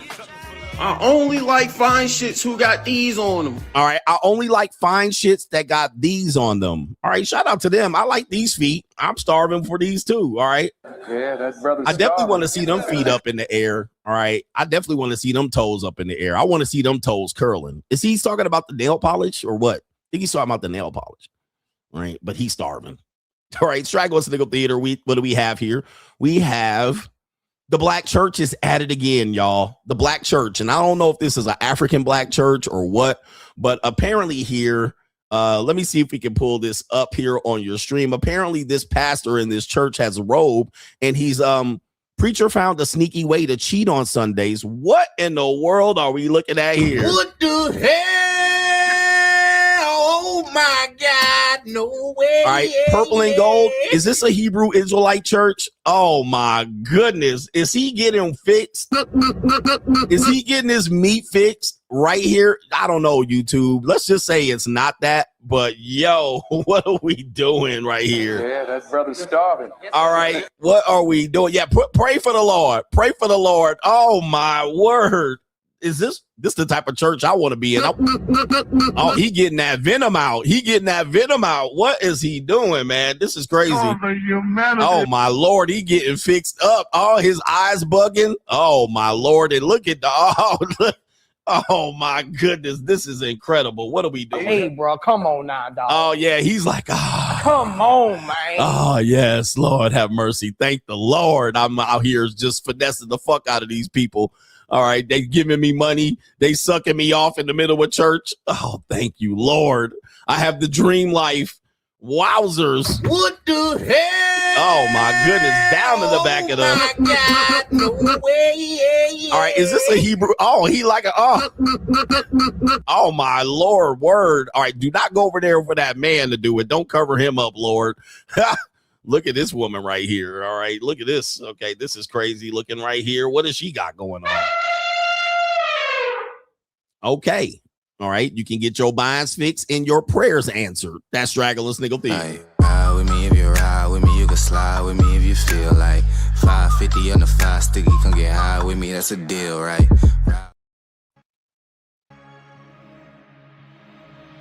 And I'm going to tell you, nothing is going to get you rich overnight. Okay, you're going to have to build this particular well. So with that being said, I'm going to put this up here. Non-disclosure agreement. First, he says that has to be at least 5K in equipment, allegedly. Yes. If you don't invest in your show will suffer. When I hit 300,000, of course, I was listening to you. If you train your mind and you apply and you actually study and level yourself up, oh yeah, you're going to get the money. But you have to be dedicated. You need multiple streams of income. This is a non-negotiable at this point. If you only have one income, if you lose that income, now where are you? Never had an emergency fund. Never. Because if you have the ability to save money in excess of your needs, then that money should be multiplying for you. What we do is we help with unified systems, your brand system, your web system, your data, and your operations. If you get into a situation where you were going to take a shortcut, this is when you're going to get scammed. Like you apply to a job and a day later you got a rejection letter. Nobody read your resume. The AI rejected your resume. I have my cameras down here so that it's always behind everything else. One of the things that we definitely want to practice in picking these stocks, you definitely want to exercise patience. So if you're doing diligence on a stock and you don't have to buy it at that particular point in price.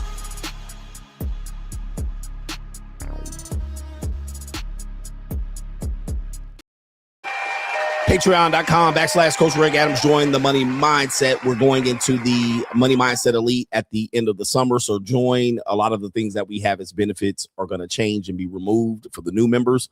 So you want to get in now to be able to be grandfathered into those benefits, such as access to the over 170 plus streams and clips that we have on that channel. So gain access to that and join the conversation on the Sunday live stream where we go through all aspects of content creation and then even aspects of financial arrangements to navigate your life, change your life in the next 5 years, and hopefully we can change it even sooner than that. Link is in the live chat and in the description box below. Okay, so let's get into this here. We got some super chats here that we need to acknowledge. Shout out to Donnie Yee, says Law of Power 40. Despise the free lunch. What is offered for free is dangerous. It usually involves a trick or a hidden obligation. What has worth is worth paying for. Okay. Especially people like pussy ain't worth paying for, but out here chasing pussy all day long. Now, that's just an example, but let me give you another example of how free is often has a trick obligation to it. The time trick.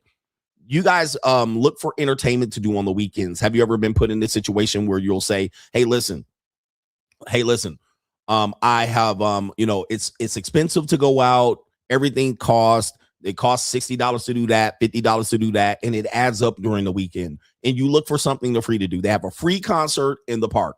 Now, what do you know? Have you ever been to a free concert in the park? Okay. Is it free? Well, yes. All right. That goofy, dirty foot, struggle musician got up there for free. And so they can propose some sort of communist, socialist, Marxist movement for you to be out here to change the capitalist system. Then you have motherfuckers handing you flyers from the Black Party, Panther for the People. And then all of these motherfuckers handing you flyers and all of that stuff. What's up, boy? You leaving? All right. Come get some shine. All right. Come get some shine. All right. So let me go up in here. All right. Shout out to your boy. Brooklyn in the house. What's going on, man? So tell us about the communist, socialist losers of the world. No, we don't want to shout them out. What the fuck? All right. We don't want to shout them out. All right. Tell us something real about the college life. It's lit. College life is lit. It's lit. All right. What about the young ladies? Are they fine, feminine, future housewives of America? I would say no to that. He said they're no, but they're fine. All right. They out there, fine pieces of young calico. Are they doing well for you? Nobody's. Yes. They got Especially in Oregon. snow. He said it's snowing in Oregon. I am so happy and grateful. You playing in snow? The Lord has blessed me to play in some snow. You have. All right. Apparently, the content creators that didn't know you was half white, half black. All right. They out here just realizing this. Yes. He said who? He said, shouldn't they have known? He's like, this has been a known secret since forever. A lot of people assume that. Yeah. Well, some loser niggas on YouTube had a problem with it. They found out and they had to do an exposed video on me. Yeah, they didn't realize that. But you got the best of both worlds, right? All right. So you can, if you marry a white woman, you'd be like, my mama white. It's good, right? Are you a pro-black? Yeah. Shout out to all the people. He said, he said, heal the world. He said, shout out to all the people in the world out there. All right, man. Okay. Drive safe, travel. I'll put some on it. So you have some gas. Yeah. All right. All right, man. Enjoy. And you gotta be back because we flying. So okay. All right, man. All right, later. Okay. Anyway, let's see what we got here. All right. He said, heal the world. Shout out to all the people, he says. All right. But he's the next. He's the next. He's coming up next. All right. If you think I'm handsome, ladies. All right. If you think I'm going to be, he's the next. He's up next for the King of Kings here. Some funny shit, and I'll get back to it. He's 19 years old. He turned 19. And he, you know how you're with your pops and you grow up and you think you can take pops down, right? You be like, I can wrestle you. So he tried to challenge me on his 19th birthday. He tried to catch me slipping, right? And see if he could take me down. And I was like, I had to show him. I said, you're older, son, but you're not ready. You're not ready yet. You're not ready to slam me and just pick me up and throw me at will. And so he tried to, and then he was like, dang, I was like, go ahead, try to pick me up. He tried to get leverage and pick me up. And I was just like, bro, you're not ready yet. You know what I mean? And I had to just go ahead and, you know what I mean, toss him a little bit. And I'm like, I know I'm 50. I know I'm 30 years older than you technically on the calendar, but I'm not no young nigga. You know, I'm not no old nigga. I'm not frail yet. You can't just think that you time. It's 19. Yeah, you in shape. You know, you got your little abs because you thin. But I said, maybe in about 3 years. Maybe about 3 years, when I'm 55.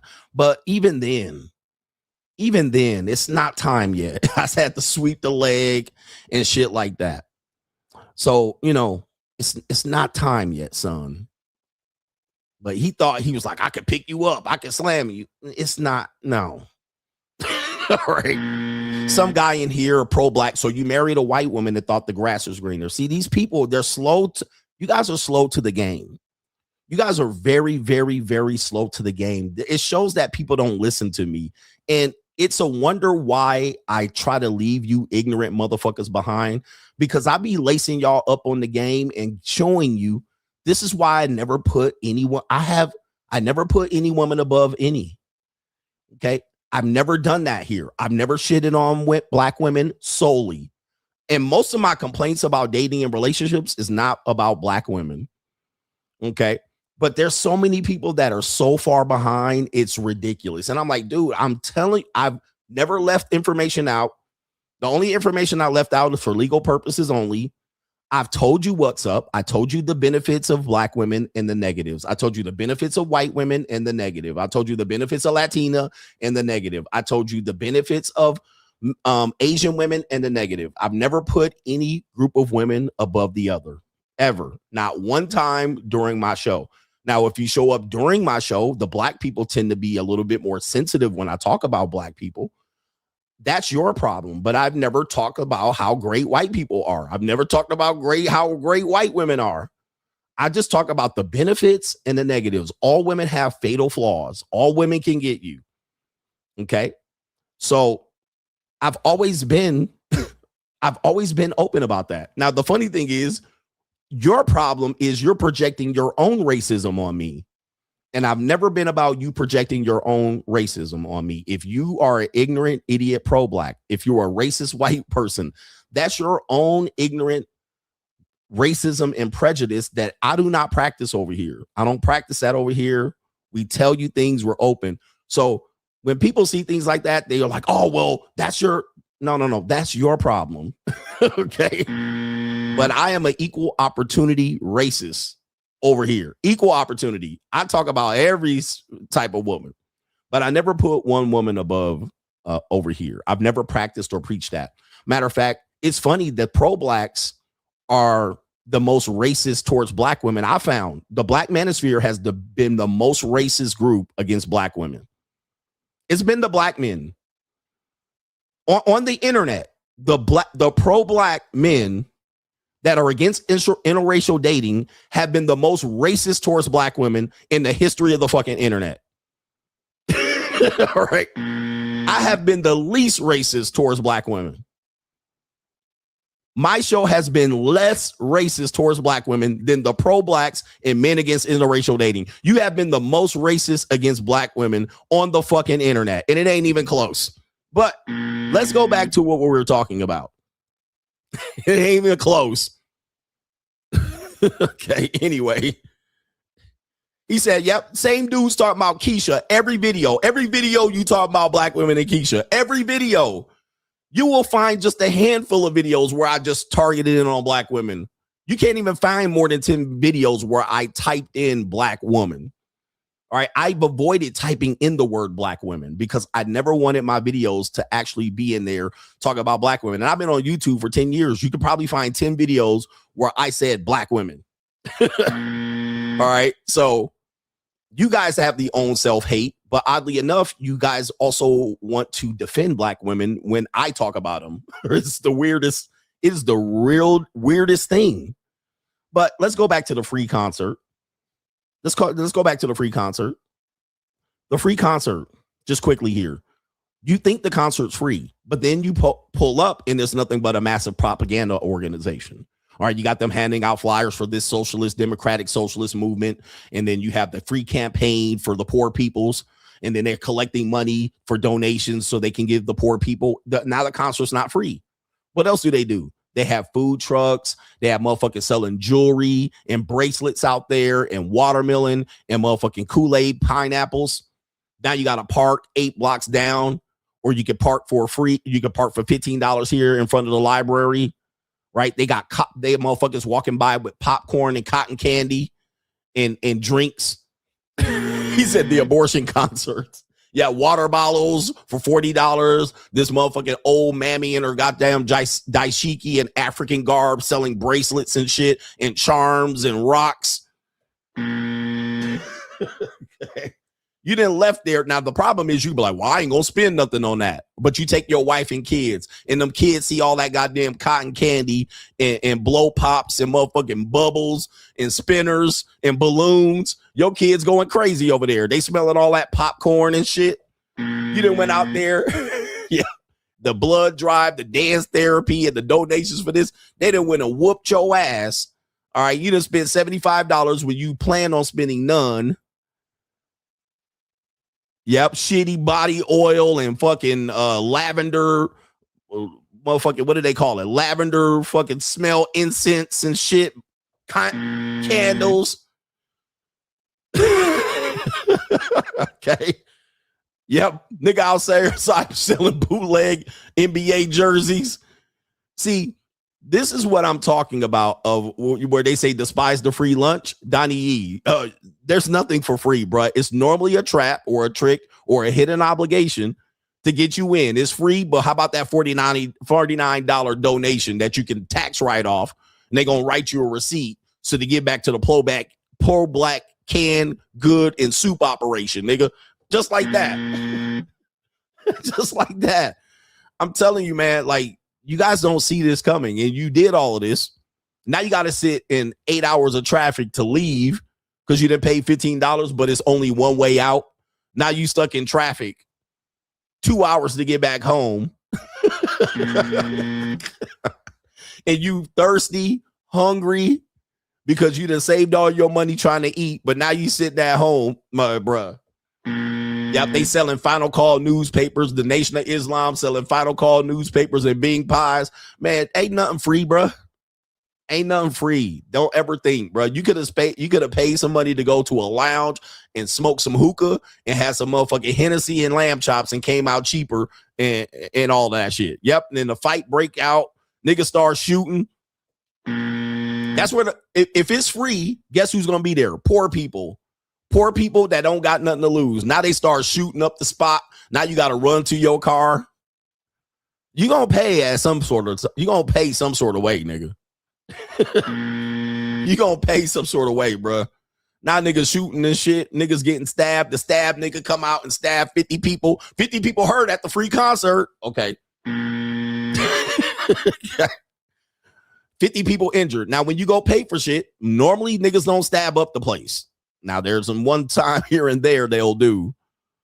So somebody talked about that. They were talking about people that pay high dollar amounts for gym memberships. You don't have to pay all that money to go to Equinox. All right. They're trying to get all that money from you. I'm like, yes, I do. Guess who's not in Equinox? Poor people. All right. All right. So you go to Planet Fitness, nigga. You go to 24-hour fitness. You go to EOS. With your cheap ass $99, $49 membership. You know who ain't gonna be in my fucking gym? poor people. Okay. I pay money so I'm not around poor people. You pay discounted rates to be around poor people. Okay. Fuck that.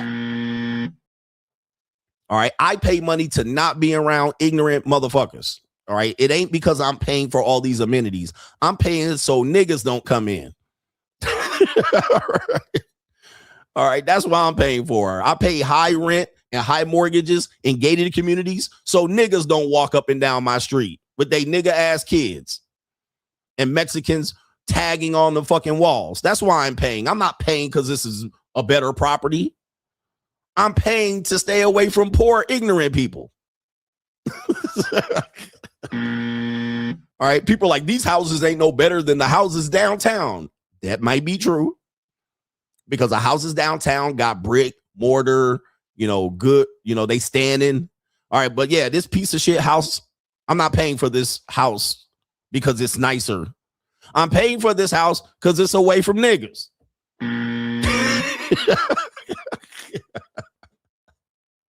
All right.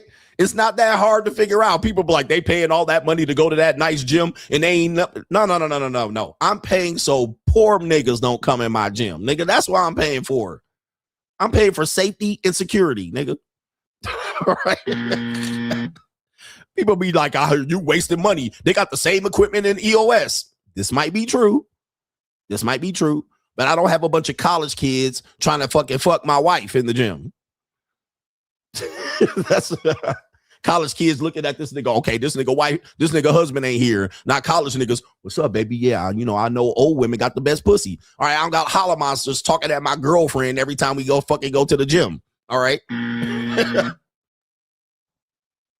See, you get what you pay for in life. Shit. It ain't that hard to figure out. And the reason why people don't get it was because you broke, nigga. It's because you broke. I pay a lot of money to stay away. When I park my car, I valet park it. Niggas be like, you wasting all that money valeting.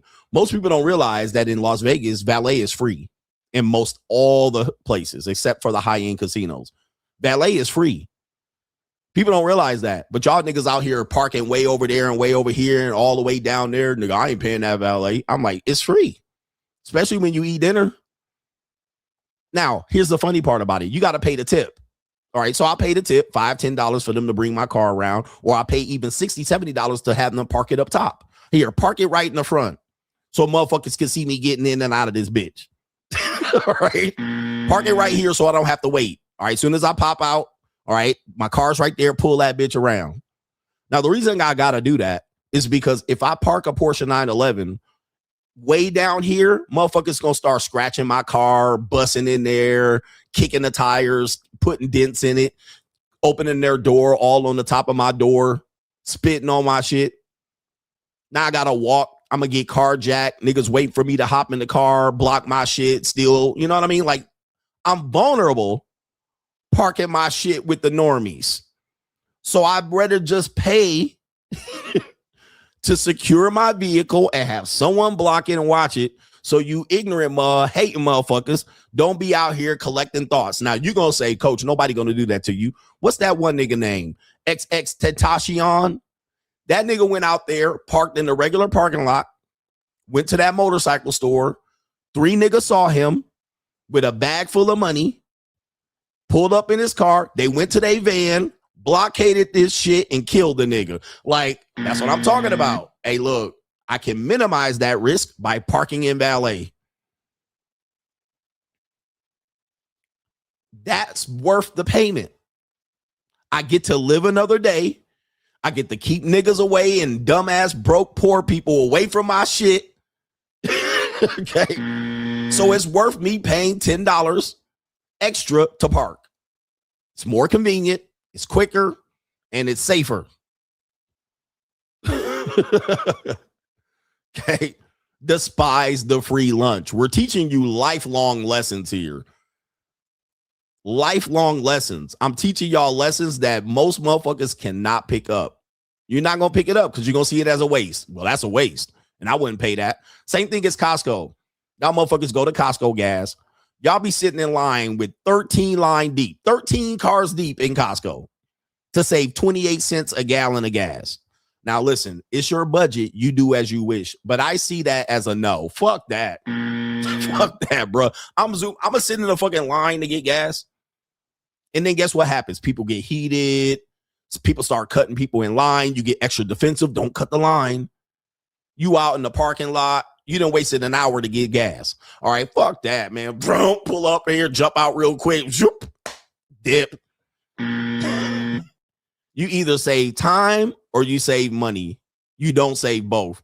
And here's the thing. Sometimes you just a sitting duck. Why pay for me to be a sitting duck? I'm going to sit in a fucking G-Wagon in a long-ass line. Sitting duck. Hell no, bro. Not me. Not me, bro. Hell no. Hell no, bro. Look, you got to look at life like this. And when you look at life like this, you're going to realize it's worth being safe. It's worth being secure. You pay for that. Freedom isn't free. It's worth paying a little bit extra for peace of mind. It's worth it. And then if I got to work a little bit extra or scam or grift or whatever you want to talk about it or whatever you want to call it, nigga, if that's what the cost is, that's what I'm going to do. All right. But I'm not going to be out here with the poor people's campaign ass niggas. All right. Yeah. Somebody said they tapping on your window to sell you bottles of water and incense and t-shirts. Nigga, you want a t-shirt? Because they know you're going to be sitting there, sitting duck. Now you like, nah, nigga, get away, get away, get away. All right. Anyway, I'm trying to teach y'all some lessons, man. Safety, security, peace of mind, protection. Same thing with women and dating, coach, man. What about love and relationships? That's too expensive. That's too expensive. There's too much cost to pay. Money, energy, attention, and time. Too expensive for a relationship. I had a girl here yesterday. She was motherfucking run her mouth, nigga, just talking. Talking and talking. I was like, just be quiet. I had to mush her. I had to put my leg over her on the bed. Bitch, here, just get some, put your headphones in. Just watch some fucking videos. Are we done fucking already? Just talking. Talking my fucking ear off. Just shut the fuck up. Like, what in the hell, bro? Shut up. Just talking, nigga. Just what the fuck? Diarrhea of the mouth. To me, that's crazy. I can't do it. I can't just stand no woman just thinking she could talk to me just because I put some dick in her and she into my house. Bitch, I didn't gave you too much. I gave you some good dick. I fed you and you got some fucking, you stand in the king bed. All right, you should shut the fuck up at this point. Bitch, just, there's nothing else I need to give you. I don't need to give you attention on top of that. Be quiet. What the fuck? Silence you. All right, good the Lord. Shut your bitch ass up. All right, Jesus. Can you shut the fuck up? Shut the fuck up. Ain't no need for all this talking out. You see me scrolling the phone. You see me typing on my computer and you blah, blah, blah, blah, blah, blah. Just. Can you shut the fuck up? Shut up. I fed you, fucked you, and gave you shelter. Bitch, you out here in air conditioning running 24/7. You out here in a big ass bed. And you think I'm gonna listen to you? Oh, hell no. You think I'm gonna listen to you too? Get the fuck out of here. You got this shit fucked up, man. Oh, hell no. Can you shut the fuck up? All right, shut your pie hole. All right, anyway. So relationships way too expensive for me. Free, of course. Can I tell you something, man? It was a free girl. It was a no pay girl. It was one of those where I got it for free. But I got a whole bunch of fucking annoyance. Then she woke me up. Are you ready to go? Kissing on my neck and shit. You ready for the next round and shit? Morning breath all on me. It was one of the free girls y'all brag about. I'm like, oh, hell no, bitch, you gotta go. Go. Why'd you spend the night anyway? It was a got it for free girl, and all I got was annoyance. That's what I got. All I got was annoyed. All right. Anyway, oh my Lord, have mercy. Yep, it was one of those so-called free girls you brag about, and guess what? She spent the night. She had to feed the bitch. She wanted to wake up and get another round in. I'm like, oh, morning breath. Oh, just leave. Just leave. And then guess what? I'm thinking I'd rather have paid someone for that night. I'd rather have just paid for a girl. Every time I go for the so-called free girl, it ends up being just more annoying to me. I ends up being more annoyed at the situation. Like, damn, look what I had to go through for a piece of ass. I could have just gave this girl $250, $300, and then just had her leave afterwards. I would have been I'm way more satisfied. I'm like, good. All right. I don't have to find my extra 2 brushes. And all right, she forgot her brush and give her the Wi-Fi password. All right, bitch would have been on her way home in the Uber. Tucked in, I would have been asleep, woke up in peace. She in my bed snoring and shit. Like, to me, it would have been worth $350 to just, here's the Uber. Here's the Uber. What's address you need to go to? Here's some gas money. Here, get on out of here. Get, skedaddle. Y'all not hearing me though. Nothing is free. Shout out to A. May says, happy Friday, coach. He says, I bought your dating strategies course a couple months ago and finally put a profile together last month, and I have been enjoying the JUCO at long last. He says, the dark side is where it's at, and I have you to thank for showing me the way. It's free agent lifestyle for life. Shout out to you, brother. A. Mace, and that's a co-sponsorship. Shout out to you. We'll give you a sponsorship since you bought the course. I'm rich, bitch. And you're enjoying your time. All right. That's what time it is out here. Shout out to our brother EBM says, thank you, CGA. He says, right here for being the coach that men need but don't deserve. Free agent lifestyle for life. Save yourself, men. That's a sponsorship. Shout out to EBM. I'm rich, all right, EBM. Shout out to our brother A. Mace for the sponsorship and Castigator for the double sponsorship for today's show. I'm giving y'all the outlook to save your whole life. All right. Or you're going to be like these barking ass normie niggas that really don't. There's no solution in that. There's no solution in that. Nobody's coming to save you. Okay. All right. Anyway, let's get into it. I got Crime and Law CGA quickly. Crime and Law CGA. I'll come back to the other super chats. We got a little bit of time issue. We got 2 hours to solve this whole problem today. Crime and Law CGA. We have a guy right here convicted of deleting his girlfriend, pregnant girlfriend. All right. A guy out here, and apparently he is a former NFL scout player. He was on the practice squad. And apparently he has deleted his pregnant girlfriend. Let's see if we can pull up the case of this guy. All right. You know what? I meant to pull up some pictures of this guy, but I think they're in Tennessee. Apparently his father is an Auburn assistant football coach. He deleted the girlfriend and the child. And so let's take you to it right here. There he is. All right. Of course, it's a Negro or half Negro, a half breed, but of course, all men pay. So let's play the video here. If you would please, ma'am, stand and announce that verdict on behalf of the jury. We, the jury, find the defendant Blaze Allen Taylor for count 1, guilty of second-degree murder. For count 2, guilty of first-degree premeditated murder. Woo! For count 3, guilty of first-degree felony murder during the commission of a felony. Sheesh. For count 4, guilty of first-degree felony murder during the commission of a felony. They trying to give him life in prison without parole. He was not up for the death penalty in this case, but he's deleted the girlfriend, and she was pregnant at the time. We do have pictures of her. She's also a mulatto. And they're trying to spare his life, but he's going to be one of these slaves. He's a young man. He's going to get what? Free labor. The state and government is going to get free labor on you. Now I have to ask you, yeah, it's bad. Child support is fucked up. All right. You don't want to be on child support and shit, but he obviously had a girlfriend and thought he was getting pussy for free. Yeah. They about to get that sweat equity out of that nigga.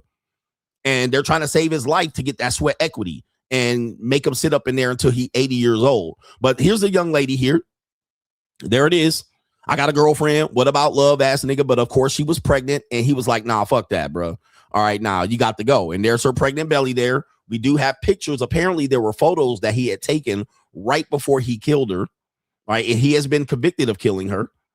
There she is again, posing with her, proudly posing with her photos there. Slips in my mind, but you know what photos I'm talking about. And yeah, there he is, another NFL player. Looked like he's probably on the World Football League. And let's see here. We have a video of the mother testifying on the stand. Let's see if we can share that video. It's a young lady right here. It was my life.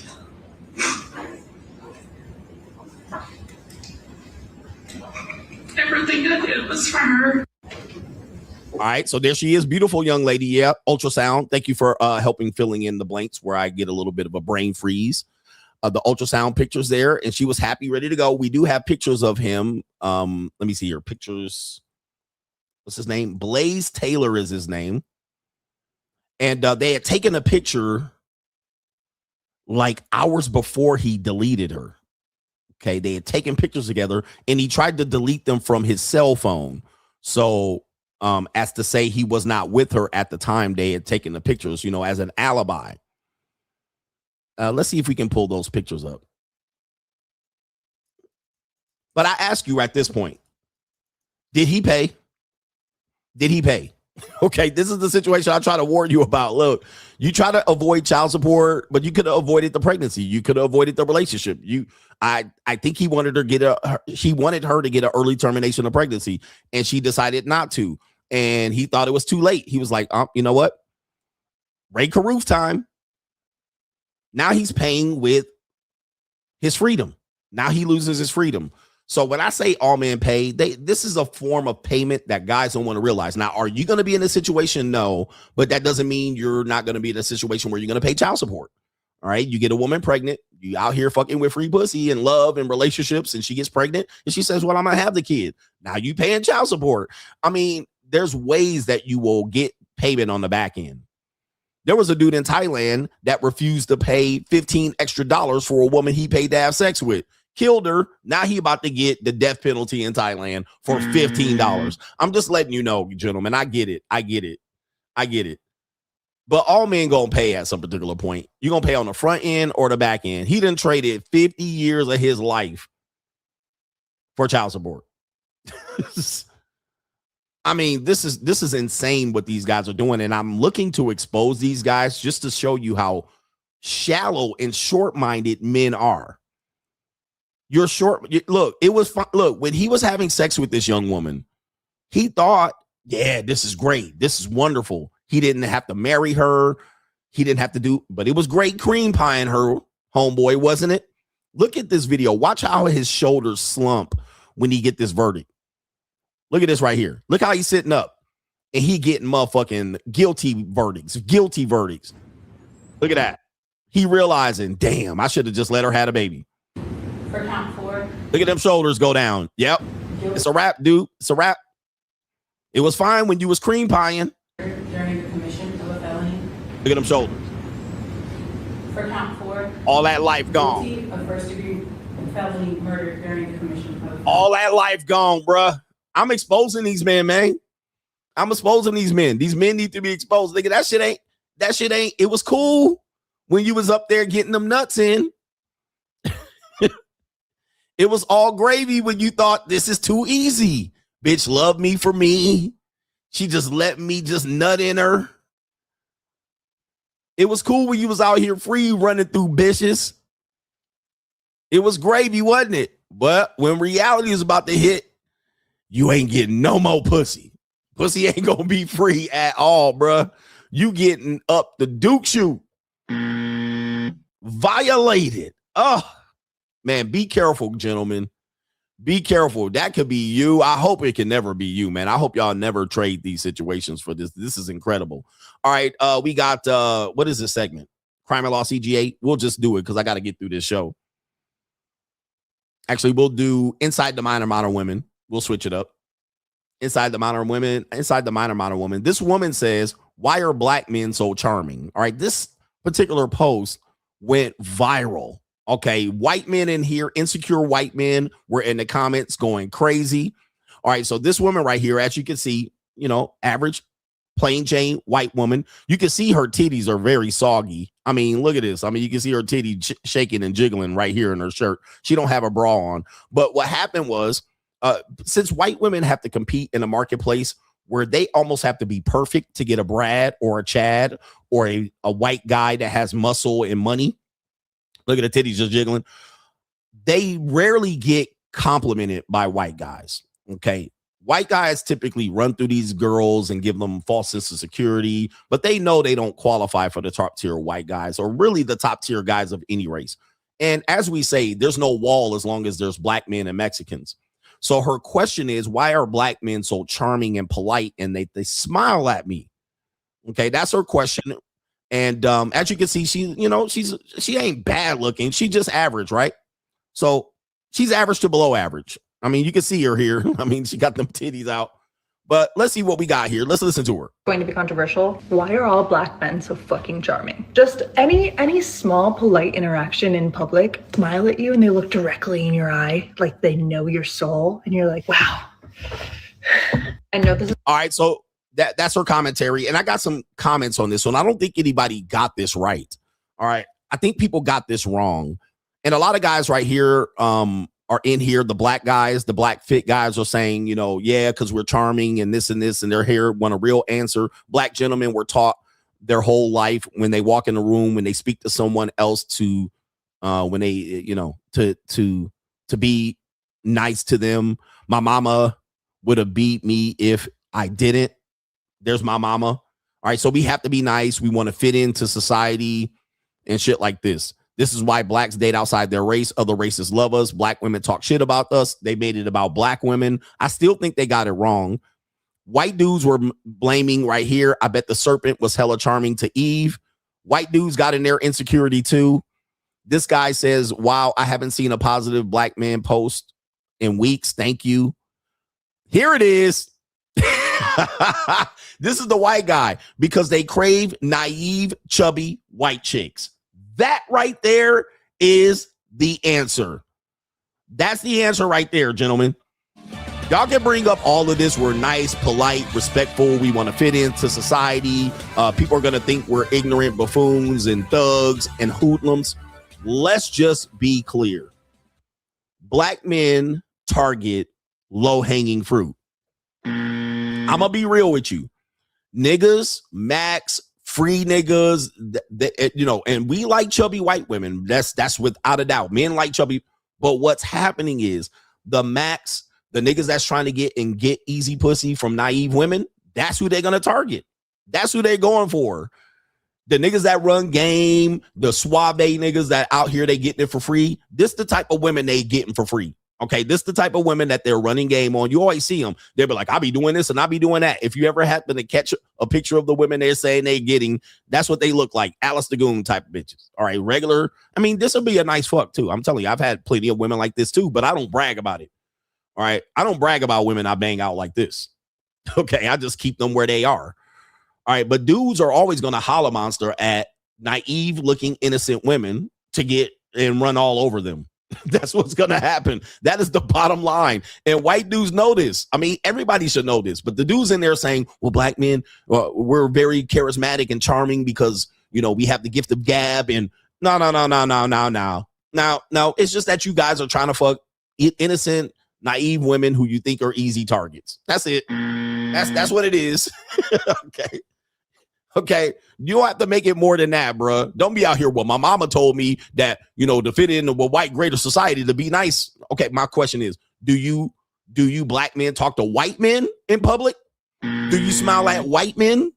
If it was about fitting into society, do you go up to white guys and smile at them and cheese in their face? The answer is no. Nope. No, you do not, nigga. You go up to women that white men are probably going to just use as some sort of fucking cum dumpster. All right, and never claim them. You guys go in for the easy kill. All right, but these niggas out here will make up all this shit. All right, make up all this. It says right here. Let me show you. Right here. It says right here, white men are hurt. No. Don't make it about, nope. They trying to make it about the insecure white dude. Here's another mulatto. Don't know how I got here, but I'm staying for the comments. Any man who was raised to respect women act like this. You see this? Oh, he was raised to be respectful of women. Okay, do they talk to black women like this? Do they smile at black women? No. Nope. No, they don't. One black man smiled at me 2 weeks ago at a train station, and damn, that smile still rings in my head like he saw my heartbeat. Okay, so you got here. This is a woman right here. That black man smiling. Because niggas gonna always go right here. Safety. This is why I said safety. If we are kind, charming, and respectful, it could be a safety concern. We're doing it for safety. We want the white woman to feel safe around us. So we smile. All right. We smile at them so white women feel safe. Really? Bruh, stop. I mean, y'all niggas will say anything, bruh. Y'all niggas will say anything. I swear to God. All right. Do y'all do this around black women? Do y'all smile around black women to make them feel safe?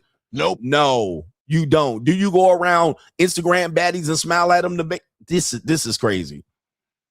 Okay. She didn't say one thing bad about white men and the white men are still mad. Okay. Here we go. It's a defense mechanism. We have to get charming so we are not feared or labeled as aggressive or angry.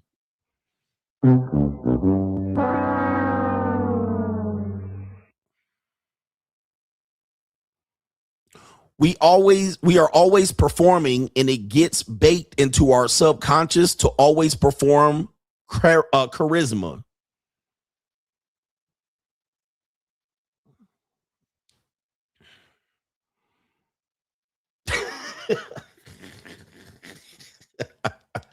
Bruh. Niggas always gotta show they teeth. Come on, my God. Okay, so why then, if this is the case, only one person got it. Nobody else is saying the mouthpiece. Nobody else is saying, we holler at women. Now, all of a sudden, they're charming charisma because of a defense mechanism to look like we're not. Stop the bullshit. Y'all niggas know the bullshit because our lives literally depend on it. Our lives depend on it. Smiling and being charismatic to white women is because our lives literally depends on it. Who agrees with this shit, bruh? Like, anybody agreeing with this bullshit? The real problem is niggerism. That's the real problem. Okay. My grandma taught me eye contact and greeting everybody, no matter what it is or who it is. Negro, please. Nigga shit. Come on. My grandmama taught me.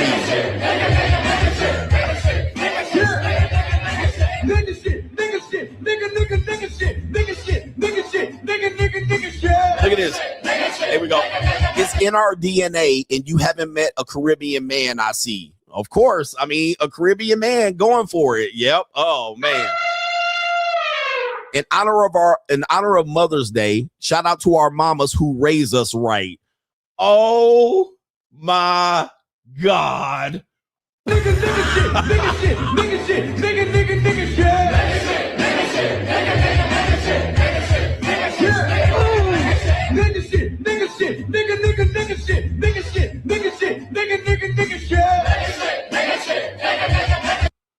I can't with you niggas, man.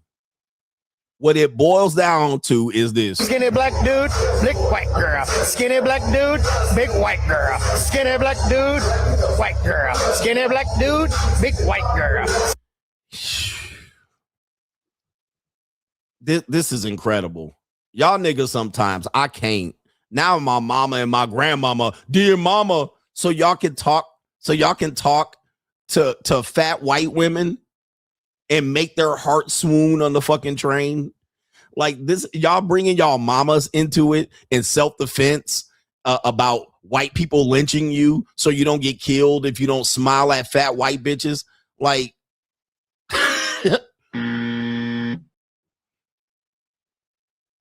you're going to get drug off the bus. A white man's going to lynch you and Rosa Parks and George Floyd your ass because you don't smile at white women. Like, stop the bullshit. Stop the bullshit. And your mama taught you better than that? How about your mama didn't teach George Floyd not to write bad checks so he don't get stomped out? His mama failed, apparently. Like, how about y'all niggas stop shoplifting and not getting shot? Nigga, like, your mama didn't tell you to stop shoplifting. Your mama didn't tell you to not be a scamming ass nigga. All right. Your mama didn't stop you bitches from being booster ass bitches. Like, y'all niggas need to stop with the bullshit. We just naturally charismatic because it's our defense mechanism, and we naturally charming because, you know, God made us and the first man was black. Nah, let's just be real. Let's be real about this. And I know y'all hating me for this shit, but let's be real, you holla monster ass niggas. Y'all like to holler at sloppy white bitches. In fact, I mean, it is what it is. Low hanging fruit. Y'all trying to get easy access to pussy for nothing. And that nigga, what's his name? Emmett Till found out. Guess what? He got lynched. But guess what? Because Emmett Till got lynched, y'all niggas need to smile at every homely white woman you see. Stop the bullshit. Stop. Well, we learned. My grandmama taught me because Emmett Till hollered at a white bitch and he got killed and drugged into the river. So guess what? Every homely white bitch I see, every Sogmeister woman I see, I gotta holler at them and smile and tell them how beautiful they are. You beautiful and charming because I don't want to get killed on this bus. Negro, please. You work for UPS, nigga. Since I wasn't no type of big drug dealer, my man T. Jaswan didn't appeal to him. I mean, you guys are disgraceful, bruh. Bringing in your mama and grandmama. Like, golly, bruh. Just say we be trying to holler. We be trying to holler. All right, anyway. All right, what more can I say about this shit? This is getting crazy. My clips are out of order. All right, inside of the minor modern woman, we're going to matriculate the ball downfield here. We got this video of a woman going viral after revealing her pregnancy was a financial agreement with her baby daddy. All right, shout out to her right here. The monetized dating marketplace going crazy. Here we go. I'm Pepe. Okay, so this woman here says, I'm genuinely enjoying reading the comments. Okay, let's clear up. What happened here? All right, so we got Sugar Daddy in the building. It's Get Him Daddy season. Daddy. All right, we got an IVF queen who's obviously needing in vitro fertilization to fulfill her dream of having a baby. And she said, no, this is not my man. This is not my baby father. This is a financial arrangement. Okay, it says a woman is going viral here about her opening up about her unconventional arrangement behind her pregnancy, leaving social media divided. She revealed that she and the baby's father are not in a romantic relationship and had never been intimate, explaining that they mutually agreed to have a child through IVF as part of a financial agreement. According to her, both entered the agreement with a clear understanding and are prepared to be first-time parents. Addressing the online speculation, she also clarified that she does not have fertility challenges and urged people to stop searching for hidden motives, saying there is no mystery to solve. In a separate post, she appeared to respond to critics by showing off stacks of cash, luxury vehicles, and saying she owns multiple homes and land. Okay. So what do you think about this? This to me is, I mean, I'm going to say the dating marketplace is monetized for sure. Now we're even having monetized pregnancies, mutually agreed co-parents, where I don't know if this man's paying for her. He paid for her to be a surrogate. All right. He paid for her to be a surrogate. He said this is a financial agreement. So I'm sure all the paperwork was lined up. And there he is kissing on this man almighty. We're in economic romantic relationships. You know what I mean? That's where people are going with it. Interesting shit. All right, we got It's the Evil World we live in coming up here. Let me check if there's any other supports. I got to get done. I got an hour and a half. All right, I got an hour and a half. Got Calico being brought in. All right. Shit going left and right. Uh-oh. Yep, it's crazy. It's crazy going on here. So I actually might be good. Shout out to our brother here on the Cash App. Eric Scott Sermon is in the building. Shout out to you over on the Cash App. Thank you for being you and contributing to the show. The honest contributions to today's show need to be recognized because people really are struggling with this message. They struggle. But we've been doing this for almost 10 years. If you missed the beginning of the show, I showed you that I've been on point at the direction the society's headed, even though it seems like you can pull up some data or some people that will say, Well, anecdotally, I don't agree with that because it doesn't apply to me. Doesn't matter. I can show you that people are struggling with today's world and that I had the pulse on the world early on. Shout out to George B says, 24-year-old Gen Z guy and everything you say is gold. I even moved in a girlfriend just to test out your words and not a single lie from your mouth since I started listening to you December of 2023. I'm grateful to have met you. Promise to give more frequently once I make it. Shout out to you, brother. Okay. Shout out to you. We always tell you the deck is stacked against you, brother. And he also says, okay, he actually donated twice because he put up I guess he was testing the first one. But I did get it, George. Shout out to you. You're not beating my system. All right. You're just going to hope that you will. Shout out to Leon Lovelace says the hardcore shit is the best material you cover. It is the best material. I often tell you the main event topic is just to draw you in, right? But it's not the best subject matter of the stream. So when people say, just get to the main event, to me, I already did the main event. Okay. To me, I'm like, no, I already covered the best subject matter. Now, the last subject is interesting. All right. But to me, it's not the best subject, which means in effect, if I made the best subject on my streams, the thumbnail, less people will show up. Because people will be like, I don't want to hear this bullshit. They would just literally disqualify it and not walk in. They wouldn't click it. Because people like drama, people like current events, people like celebrities, they like gossip. And I'll try to make even the gossip a story and a narrative and a teaching point. So I'll try to teach through whatever the thumbnail is and show you, okay, this applies to what I teach. But the main event is in the middle of the stream. Okay. All right. The main event, the best subject matter was already presented by the time we got to the main event. So it's hard for you. That's why I wonder why people want the timestamps and they're like, I want the timestamps and just get to the main event. I'm always like, okay, skip to the main event if you want, but you're not getting the best subject matter. All right. If you want, but I get it. You have time, a time issue. You don't want to sit through 4 hours. Sean Johnson says, took 100 bones to the casino, played 60 bones and won $2,700. Time to go to the JUCO. Shout out to you, man. Epic win. You done went out there and got to the money. All right. Shout out to you. Congratulations, Sean. All right. He got to the biggity bag. Now he going to the JUCO to fix some minds. Ratchet Monster says freebies cost too much. Teach them, coach. Freebies cost too much. I don't have time for free shit all day long. All right. It costs too much.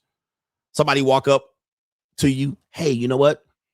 I want you to come to this seminar. I want you to come to this thing. We're going to give you free breakfast. We're going to give you that. Guess what? Now you got to go sit through a fucking, what do they call it? One of those time things where you go and buy some time at a resort and they promise you all this free shit. It's just a free tour.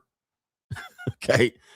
And now they want to take you through there. Now you got to go through the sales pitch and you're going to look at the contract and you're going to waste 2 hours where you could have been enjoying vacation, been on jet skis. Now you go on a timeshare fucking conversation. Okay. Now you're looking at papers and they're forcing you to look at this and they changing the price. How about this? How about that? How about this? Nigga, for free breakfast? Nigga, I'll pay for the breakfast. Fuck that free breakfast. I don't want your timeshare presentation. Right? See, that's an example of me going, I'll pay for the free breakfast. I'll pay for the breakfast.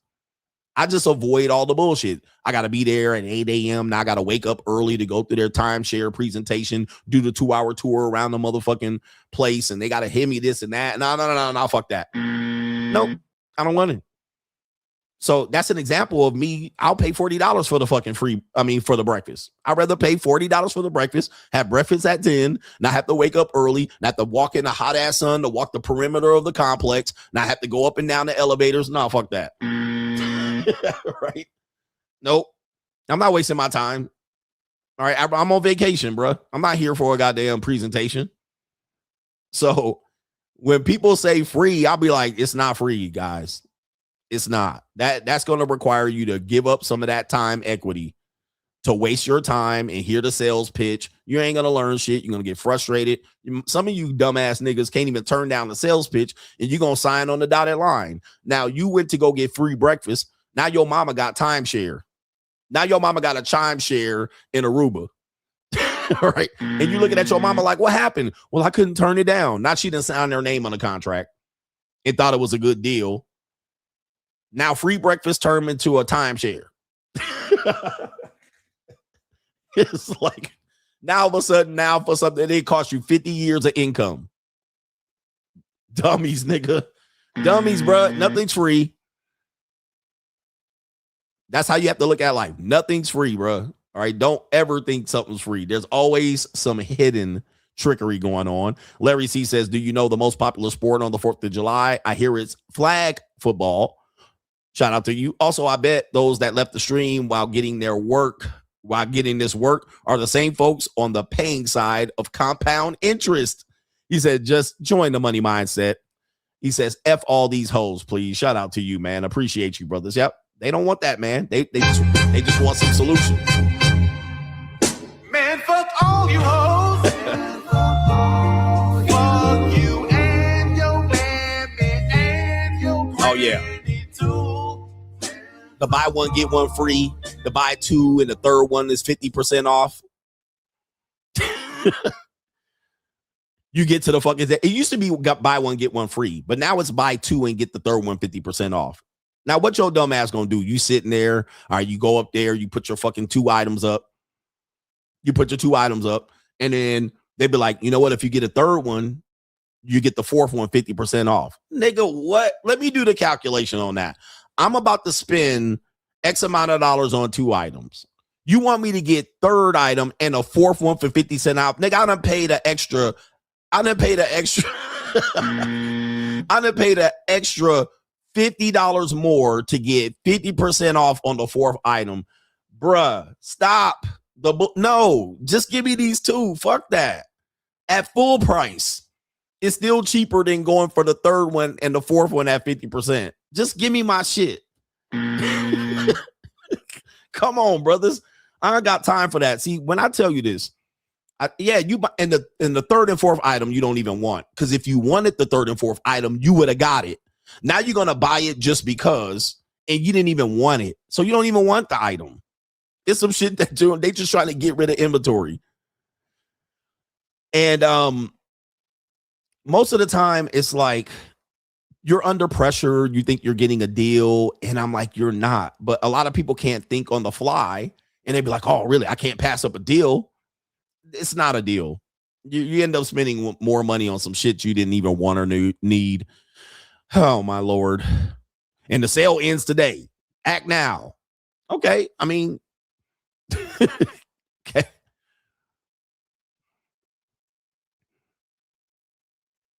Anyway, and you can't do calculations as fast, so you don't realize you're paying money that you didn't intend to spend on some shit that you don't even want. Shout out to the no government name. Cannot explain why maggots in the manosphere are obsessed with debates. Oh God, that's another one.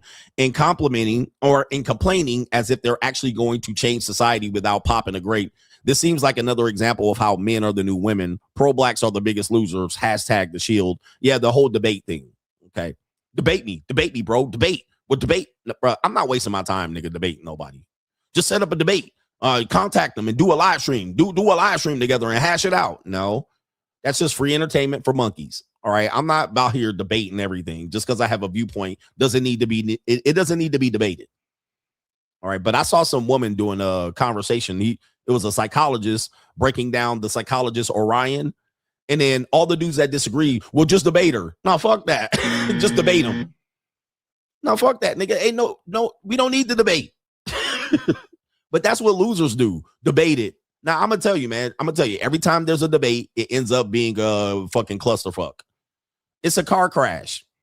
It never is about the context. Then it's name calling. Then it's people saying this and, oh, you're ignorant. You're stupid. You're stupid. You're ignorant. There's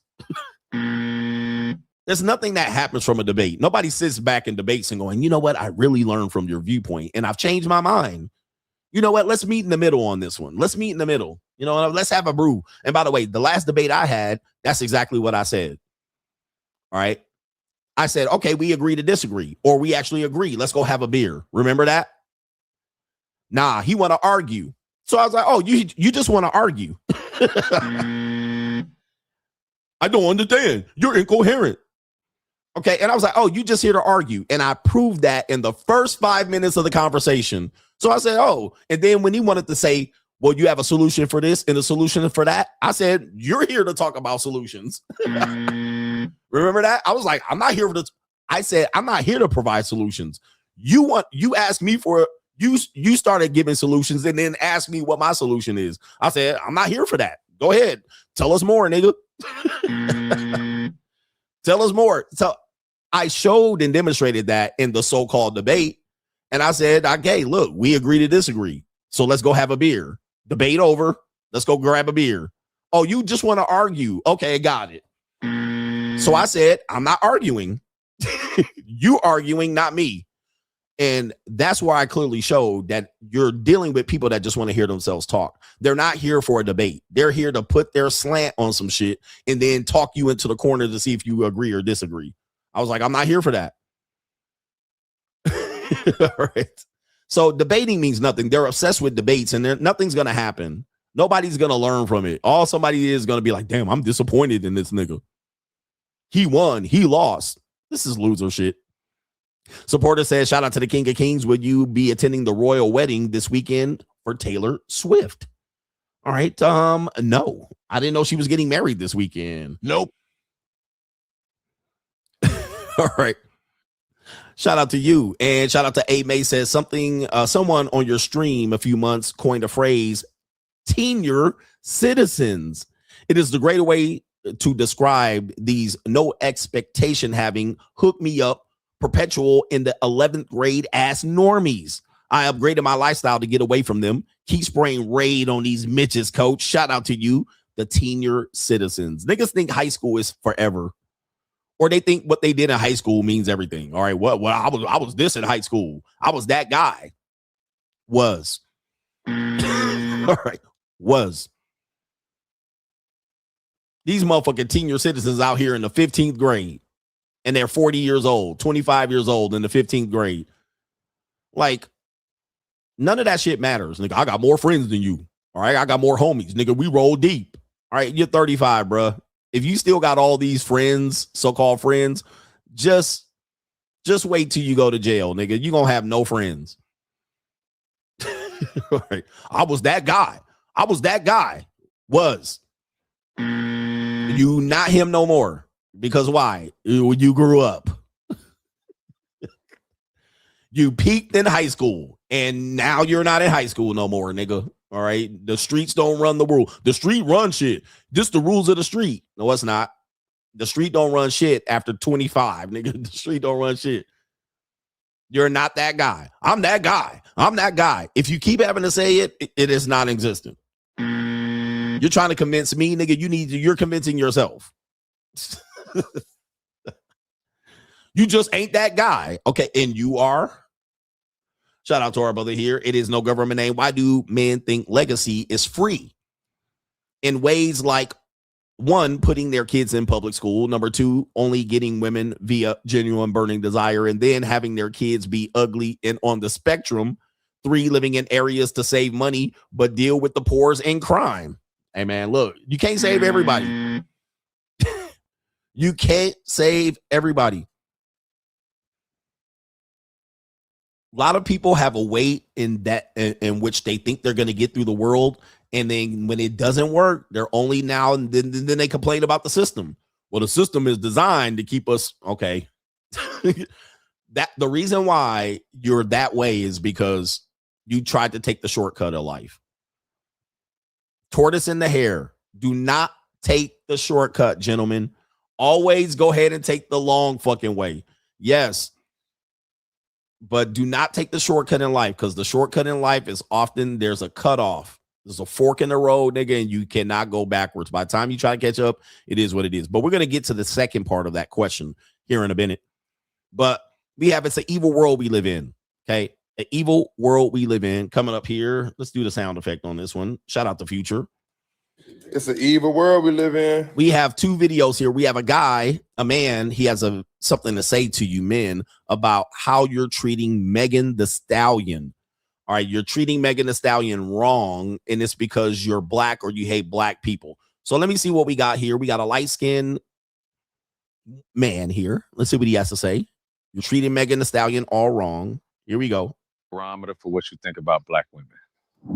Someone recently told me she can't keep trying to ruin people's lives by getting shot or cheated on. How you ruin somebody's life by them shooting you? How could you do this to me? You ran your body directly into my bullets. Male artists are celebrated for shooting people. On the other hand, female artists are denigrated for getting shot. Let a rapper kill somebody, they sails through the goddamn roof. People like, man, that's a real nigga, man. Or if they get shot, the general consensus is, man, he hard as fuck, man. That nigga survive anything, nigga. That nigga like Iron Man. Male artists are celebrated for having as much sex as humanly possible. For a woman, relationships you've had are used as justification for you to die.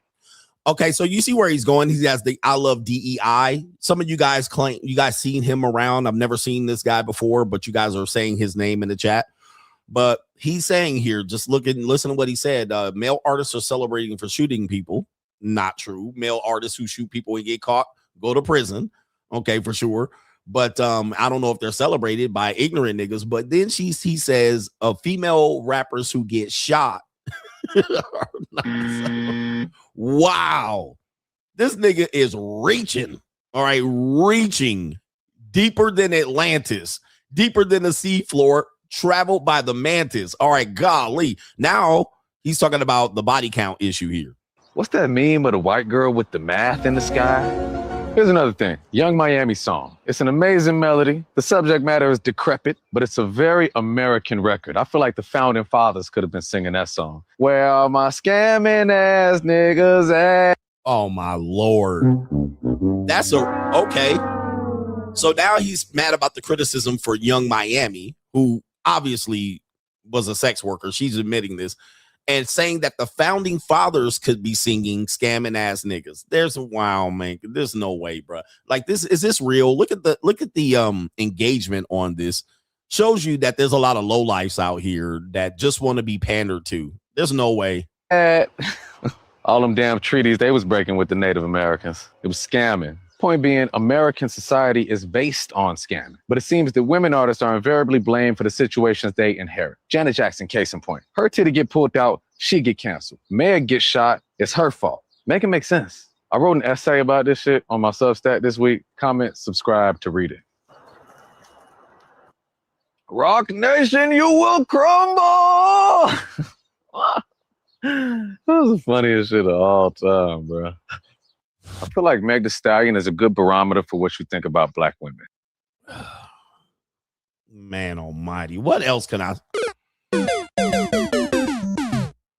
Man, that's crazy, bro. That is, where do we even start? Look at this bitch ass nigga.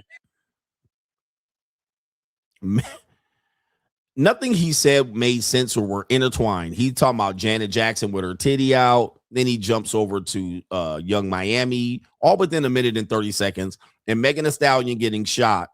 Although there's evidence clearly that she didn't get shot. All right, so, all right, but it's the evil world we live in. Let's run the banner. Like, what are you talking about? And then I love DEI on the shirt. He definitely pandering. Somebody said you guys know who he is. He has 2.3 million followers. Never seen him before. I'm being serious. That type of shit doesn't pop up on my timeline. Never seen or heard of this guy before. Not to say that he's not worthy of being seen and heard for, but you guys recognize him immediately. Apparently he's a rapper too. All right, he makes music, so maybe he's trying to sell some music. Let's see what his links are to. Okay. Oh yeah, he sells music. That's his big stuff right there. So he has music. So apparently he might be using that to sell music. All right, anyway. Never heard of him before. Anyway, what we got here is the evil world we live in. We have this woman that says this about you guys in relationship to dating younger women. All right, dating younger women. We hear this all the time. Dating younger women is a red flag. Oh my, why must we still have these conversations? Okay, here we go right here. 30 with a 20-something-year-old young girl under 25. That's weird. That's so It weird is. and predatory. I don't care what nobody says. I think a lot of men who love that young age gap dating do it because they want whoever they're dating to mesh or mold into who they are as a man versus becoming their own woman. And so when he started to see you become your own woman, he was like, I gotta put a leash on her. And Becomes maybe that I'm type of choosy thing. mama. It's not going to happen. Right. At all. Fuck no. And that's actually a good point because around that age, that's when I was still getting fucked up. I was usually dating guys that were like 8 or 9 years older than me. I don't know Wow. why. Yeah. But there would always hit a point where they'd be like, okay, well, you have to stop doing this. I'm like, you can't tell me shit. And here's the thing is like, Actually, no. You Right. can't tell me. Yeah, no. I don't even know where I was going with that. But Exactly. See, this is what I'm talking about. You didn't even know what I was going with that. So that sums it up. So obviously, when a man is able to date younger women, they're gonna find that he's some sort of creep. So she mentioned 30s and somebody under the age of 25 for a female. Then you're gonna hear them say they did exactly that. So it's not like they think it's creepy. It just didn't work out. So the women that say, hey, you can't be this age and date a woman this age. Then they're going to say, when I was young, I dated men that age. And then I found out X, Y, and Z. In this situation, the fat white woman found out that the guy was going to say, you need to get your life together. You don't need to party, drink, smoke, fuck, and this and that. And she said, you can't tell me what to do. And then he said, okay, next. Okay, so he wanted to be a mentor and make your life better. Now you sitting over there with Amy Winehouse eyeliner on and tattoos all over your body. Go for it. And now you're 35 saying it didn't work. So that's a difference when they say men shouldn't date younger women, when in fact, when the women were younger, they dated older men. That's different. Just say it didn't work out for me. It didn't work out for me. And because I was rebellious. I didn't want to be told what to do. Now you don't have opportunity to date older men. So they're not coming up with a reason. So they'll say something like, well, these men are dating younger women because the women their age don't want them, or they can't date women their age, as if they're better than younger women.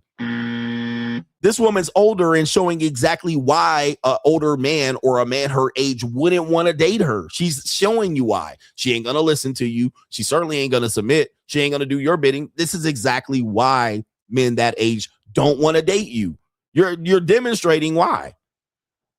Nobody wants a 35-year-old woman that don't want to be told shit and everything you do is right. I'd rather take that from a 22-year-old, 23, 24-year-old. Nobody wants to deal with this shit at 40 and 36 and 57. Nobody wants to deal with this shit. Nobody wants to deal with it. But Here's the thing. No. See, there it is. No. So, okay, so I'm supposed to date you and hear no every time I tell you to do X, Y, and Z. Okay, fuck that. No way. You can't tell me what to do. I'm not going to do what you want. Okay, all right. Younger woman it is. And if the younger woman says, no, I'm not going to do what you want. Okay, great. All right. Next woman. So they just made a case as to why to not date them. It's not because it's weird or creepy. It's weird to them, but they're supposed to challenge us. This is crazy, bro. But that is so true. I feel like they want someone who is malleable. And I look back at the person who I was in my early 20s like that to the age that I'm at now. And it's like, I would never be with these guys. Okay, so you would never be with this guys when now that you're older. And take a look at what we're looking at, gentlemen. Black men smile at her and tell her she's beautiful on the train every day. And look, she got look at what she has on her. She's got a cow tattoo and a Joker devil tattoo on her arm. I mean, that's what we can see, bro. Just imagine. Ever, because they were so weird. They were weird. They're so controlling. They're controlling. You always hear the same shit. Okay, baby. Now, why would we want this now that you're 35? fucking bums. I'm They were bums. sorry that your life's not going the way you wanted to. If you're 30 with a 20-something-year-old young 30 with a 20-something-year-old. That's crazy. I mean, damn, I'm 50 with 20-something-year-olds. I mean, imagine what they think of me. I'm a disgrace. Okay, but nah, bro. Who wants to date this woman? You know, sometimes they just get a little bit too smarter than they believe. Nobody wants to hear this shit. young girl under 25, that's weird. Weird. All right, as soon as you hear weird, there's no other legit reason as to why the person shouldn't do it. It's just weird, according to me. Why? It's weird. Okay, and that's your opinion. It's weird for you. And why else shouldn't I do it? Well, your daughter is that age. Okay, what is it? Okay, anyway, I said I was going to show these clips. We have another woman here. Should I show this? I got a little bit of time. All right, we got a woman that says that men manipulated her and she canceled a New York City first date. Okay, this is the reason why she canceled this. This is getting into the monetized dating marketplace. Interesting date stuff. This is why I don't normie date either. This woman says she's in New York City. A man invited her out for a date. He picked a restaurant that she wanted to go to because she always wanted to try the restaurant out. Then when she was leaving for the date, he changed the restaurant. Okay, he changed the restaurant to a place she did not want to go. All right, and she felt some sort of way about it. Let me know what you think about this particular situation. All right, here we go right here. And as you can see, plain white woman, okay, big ass forehead. All right, Sex in the City bit. Okay, here we go. Me of wanting to go on a date with him for a free meal. And I think this is just so funny. Like, it's just so funny. Like, any woman that has a great job, like, it's literally insulting. So let me tell you what happened. I raced out of work, okay? Because he was at this restaurant that like I'd wanted to try. And he's telling me like all the things he's ordering and I'm fucking starving, right? And so I'm like, okay, I'm still at work, but I'm hurrying. Then by the time I actually leave the office, which is like 10 minutes after he last said the thing about like crab cakes and whatever, mind you, they've left. And I'm like, okay, well, I'm quite hungry. What's the plan? And they land on going to a sports bar to watch the game. And I'm like, so initially I was going to go have a nice dinner, and now I'm meeting you and your broker and lawyer or something at a sports bar. And I told him, I was like, listen, I'm really hungry. I'm not going to be good company. I thought we were eating, so I'm going to take myself out to dinner. And okay, so for people who can't hear, her complaint is that the guy he said, and as far as I remember, he said he was currently at the location and he was going to have dinner there. He was waiting for her to show up, but she had to leave her corporate slave job and go across Midtown Manhattan to get to him, which seems to be her fault. She was not readily available. As I told you yesterday, women, the best thing you can do is stay ready so you don't have to get ready, or you won't be in these situations. But a woman wants to date. She also wants to be a slave to the system, and she also wants to be not prepared. And now when I say, hey, we're going to fucking Cabo and Cancun this weekend, let's go, I already got the tickets, she's got to be like, well, I got to wait, and can you wait for me to get off of work, and I got to ask my boss, and I got to go get my hair and nails done. Okay, so you're not ready. You're not ready. That's your fault. So you weren't ready and prepared for the situation. So you made him wait and thought he was going to sit there and then organize his day around your schedule. That's your fault. Now, he did bait and switch her. What could have happened was we finished eating. We finished the appetizers and drinks. Bitch, I'm on drink number 2. I'm on crack cake number 5. Okay, you think I'm going to just sit here and wait? So you're excited. You're rushing. You're getting there. But you tell me you're going to be there in 30 minutes. Now it's 45 minutes. Now it's an hour. Okay, now we moving. I'm not going to sit here and wait, and then you can't show up and you late and something happened and there's traffic. I'm going to move about my life. So he's right to move about his life. Now we're at the sports bar because why? Well, the World Cup game starts. USA game plays at 5 or 8 o'clock Eastern. So I'm not going to sit here and miss the game just in case you plan on showing up. All right. And you change your mind. So I'm going to go about my life, which men should do. Go about your life. Don't wait for women because they're going to just change their fucking mind or be late or run in. And then now you got to wine and dine them and shit. I'm going to wait to pay for you to fucking eat. Fuck that. So it sounds like they changed their plan. And he also met up with somebody there and they're going to go over to the sports bar to watch the USA soccer game. But her world, she's the main character. She's the main character. Oh, the date should revolve around me and what I want to do. Now, she's well within her right to cancel, but don't come up here and complain. Now, if he did that intentionally, which people are suggesting in the comment section, that manosphere guys are trained to do this, which I've never heard of this shit. This is actually taught a red pill taught tactic right here. He tested you to see if you would go for the crab cake dinner. And the minute he knew you were rushing there, he suggested the sports bar on purpose to grab a beer. This was intentional on his part to test. So his rant was already prepared to deploy. See, men and women don't trust each other. Men and women don't trust each other at all. Okay, men and women don't trust each other. And rightly so. Because a woman can say, well, I'm going to do this for my safety. And then the guy will be like, okay, I want you to feel safe. Now, the minute the men ask for something for her to do to feel safe, then she's like, damn, you bitter and hurt. What's wrong with you? I'm going to have to teach you to trust me.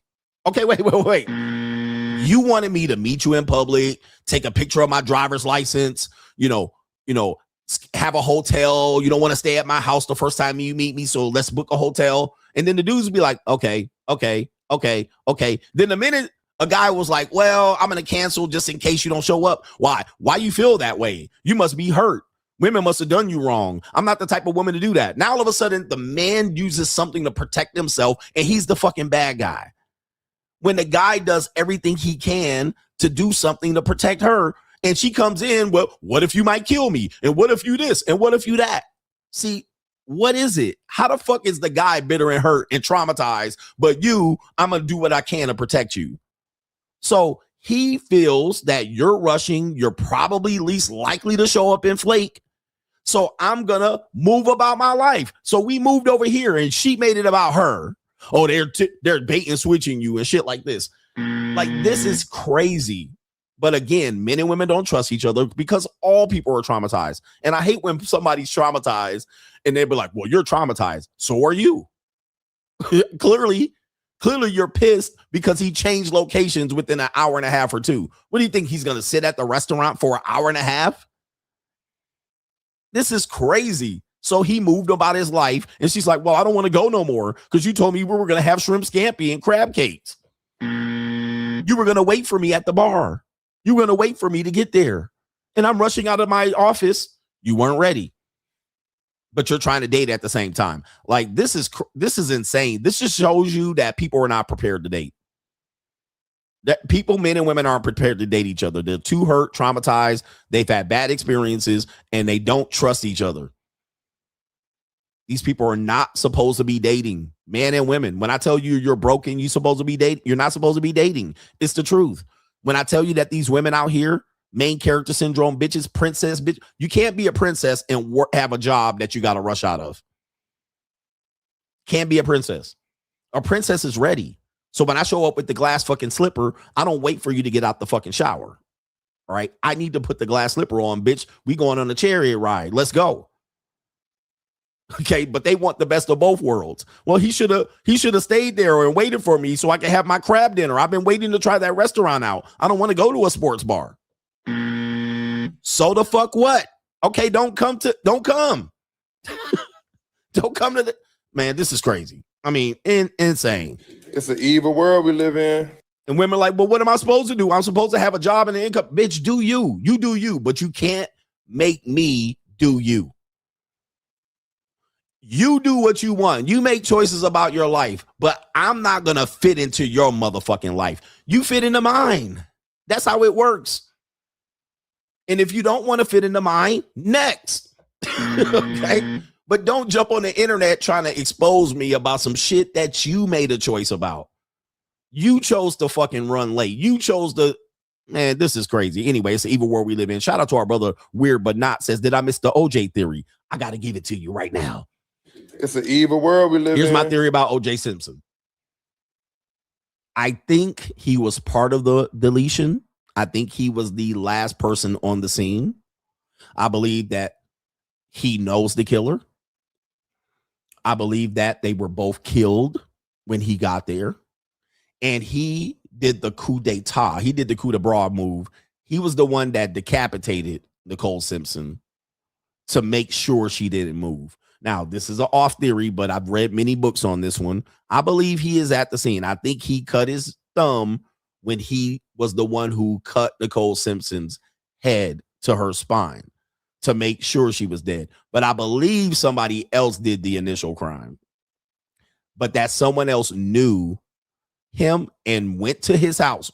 I don't know who that someone else is. People have asserted that it was a son, maybe somebody that was a part of the hitman, but somebody went back and reported what had happened, and he went there to check. And when he checked, possibly Nicole Simpson was alive, possibly still, and he went for the throat, and that's how he slashed his finger and went up and down there with the Bruno Mali. So that's my theory on it, okay? Okay. That is my theory. I just don't believe this nigga was kung fu fighting two people at the same time. Even though one person's a young guy and the other person is a $105, I don't believe that he could fend off two people at the same time. Now, I know according to how it went, Nicole Simpson was the one that got that work first. Ron Goldman shows up second, all right, on the scene, and he shows up untimely death. All right. And I can't believe OJ Simpson kung fu fighting Ron Goldman. I don't believe that shit. I can't see it. Like, right. I don't see it, nigga. I can't believe that. Even though OJ is a big overgrown gorilla ass nigga. Rest in peace to OJ. What's his name? OJ Simpson. I can't believe he fighting Ron Goldman in the dark. I mean, he had a knife, so.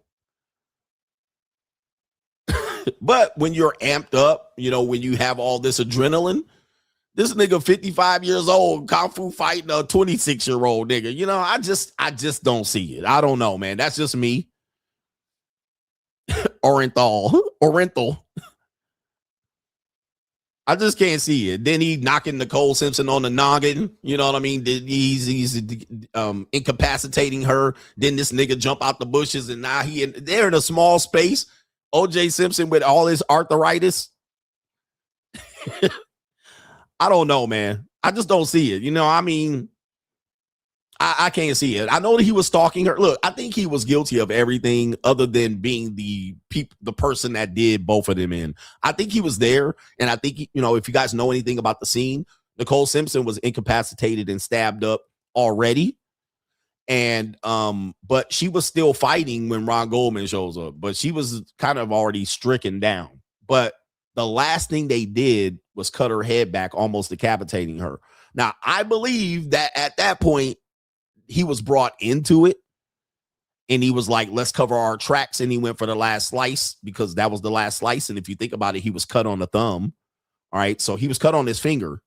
So if he pulled her head back and then you could get cut on the finger. I believe he was there. All right. I just don't believe that he was kung fu fighting a 25-year-old nigga. You know what I mean? In my opinion, that's just me. I don't know. Nothing I say is real. All right. Nothing I say is true on that one. This is just a guess based on many documentaries that I've seen about this. But I don't see him putting up a fight against two people at that age. How old was he? In his 40s? And he had arthritis. He had bad knees and shit. He did leave the glove at the scene, allegedly. And then he left his glove there. Like I said, I think he was there. I don't think he was the only person doing the shit. Right. In my opinion, anyway. That's my theory on it. You could debate that if you want. But I don't know what to tell you. And I'm not. Yeah, he had that arthritis. He was a powerful athlete. Yeah, I know. Yeah, he's a powerful athlete. How old was he at the time? Age, OJ, I think he was 40 something during death. He was 46. Wait. He was 46 when his FY. Okay, yeah, 46. And he's a world-class athlete at 46 with bad knees and shit. I just don't. Now, when you get somebody says this, Chris Todd has this exact hypothesis. Shout out to Chris Todd. 46 with bad knees and arthritis. But when you include, things like adrenaline and rage, could a 46-year-old person carry that out? It's possible. I think so. I can't say he couldn't carry that out. I'm just saying, what is the likelihood that he could? All right. Now, I'm not a world-class athlete, nigga. So I know that I would need a tremendous amount of rage to be busting up two people at the same time. Some people saying, yes, he could carry it out with rage and adrenaline and hate and disgust and jealousy. It could be possible, but I would have to see this shit. You know what I mean? Oh, by the way, there were multiple footprints on the scene. We don't know if they were the original cops investigators. We don't know if there was another person. There were multiple footprints, but maybe if he was coked out, you know what I mean? I don't know. Did they drug test him? He did have a couple days to get the drugs out of his system. Maybe he was coked out. I don't know.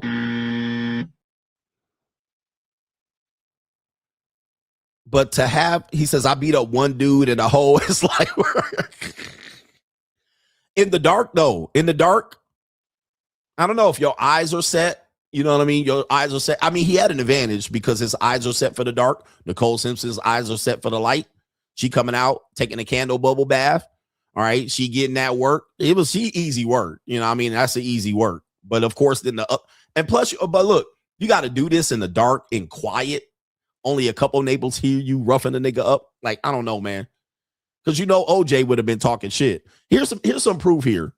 OJ Simpson would have been heard and recognized, although one of the neighbors did recognize a deep voice, or no, he recognized Ron Goldman's voice saying, "What are you doing?" and that type of shit. But you know niggas, when they roughing niggas up, they gonna talk shit when they roughing niggas up. Right? They gonna be like, nigga, bitch, nigga, fuck you, bit. Nobody heard OJ talking shit. He's supposed to stab motherfucker 75 times and not say nothing. I mean, you bitch ass, hoe ass bitch. I know you should have. And then he was going in on her 25 times and juking her. Then he took Ron Goldman and juked him 75 times and he didn't say shit. Look, here's my proof for this. This is a wild theory. I'm not saying I'm true on this one. I'm just saying the nigga just killed 2 people in silence and violence. OJ, hold on for a second. Nah, nigga, he would have been talking cash shit. Nigga would have, and here's my theory on this one. This is Nicole Simpson's call. This is Nicole Simpson's 911 call. This isn't during the day. This isn't during the day he killed her.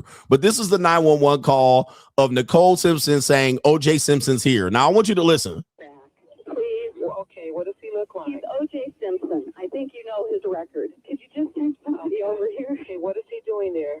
He just drove up again. He just drove me over. Okay, wait a minute. What kind of car is he in? He's in a white Bronco. But first of all, he broke the back door down to get in. Okay, wait a minute. What's your name? Nicole Simpson. Okay, is he the sportscaster or whatever? Sportscaster? Nigga, he an NFL Hall of Famer. All right, hold on for a second.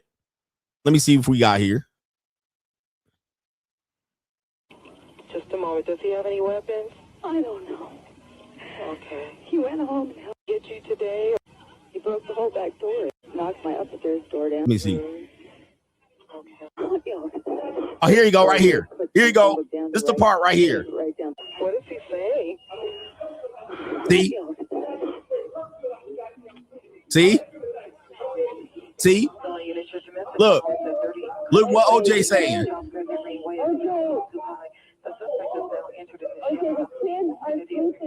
All right, so this is what I'm talking about. So on this call, he going crazy in the background. Bitch, the kid's sleeping and you out there sucking the dick on the floor. You see he talking shit? So you telling me that he knifing niggas up and slicing and dicing this nigga with a Ginsu knife and ain't said shit? He beating these niggas with karate punches and shit. He karate kung fu and niggas, and you telling me he didn't say a word and the neighbors didn't hear this nigga? Look, he ranting right now on the back of the 911 call. So, but you telling me that he knifing a motherfucker up and killing people and slicing his finger off and didn't say shit? He said it quiet like he a ninja. He's showing up in the background on the call. Here's William. Look, he's still talking shit. Look. And audible screaming.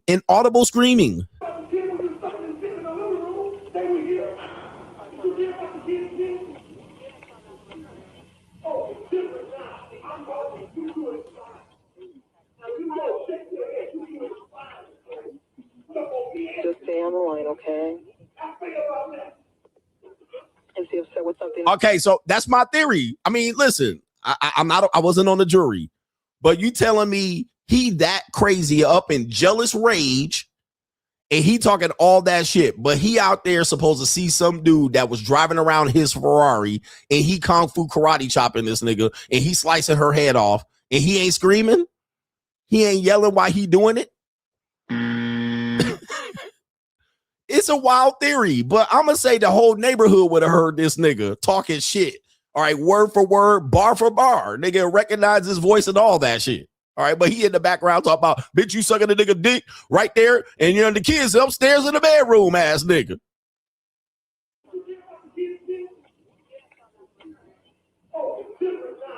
See? That's what jealous rage sounds like. So if you're going to say it was a jealous rage, well, that's what jealous rage sounds like. See? Sucking the dick in the living room. You was sucking that nigga dick in the living room. All right. That's what I would have heard if I seen this nigga with the Ginsu knife. Yep. He was saying, you was sucking Mark, and he was up in, He up in the window looking at her sucking Marcus Allen's dick. All right, bitch, you was sucking Marcus Allen's dick in the living room and the kids was upstairs in the bedroom. Ass nigga. So what I'm saying is, if he did that, shout out to Paul Mooney, he ain't did all that. If he did that, why nobody heard him saying no shit while he was doing it? Because clearly, if you're using jealous rage, that's jealous rage right there. All right. If you're using jealous rage, wouldn't you heard him talking shit all through the fucking, when did the crime happen? When did the crime happen, bro? Let's look up what time it happened. And this is in Brentwood. All you hear is dog. You don't even hear dogs barking. What time was Nicole Simpson killed? Between 10:15 and 10:30. Between 10:15 and 10:30. I know white Jewish neighborhoods like that. Ain't nobody talking. It's quiet. There's no ambulance, city buses, niggas driving down the street with booming systems. All right. Niggas shooting dice, bitches at the hair weave spot getting hot pickles. All right, nothing going on. Everything's closed down. In my opinion, you would have heard this nigga raging in the jealous rage, stabbing people, fighting. Niggas talk shit when they fight. Yeah, bitch, nigga. Yeah, nigga. All right, yeah, bitch. Yeah, nigga. No, nothing. He was just quiet. All right. Anyway. Anyway, I'm just letting you know. I don't know, man. I really don't know. But I'm just hypothesizing. Black men do not kill people in silence. Yeah, buck, nigga, buck, nigga, yeah, bitch, nigga, buck. Niggas overkill. You know what I mean? And loud about it. They put their whole fucking, they'll tag and put their graffiti name on it. Nigga, I told you, bitch, nigga, don't come around here, bitch, nigga, this is my block, nigga. Skirt, buck, skirt. That's how niggas kill. That's how niggas kill. You telling me this nigga? All right, anyway. You know what I mean? They tear up the whole neighborhood, kick shit over. They go in and steal shit.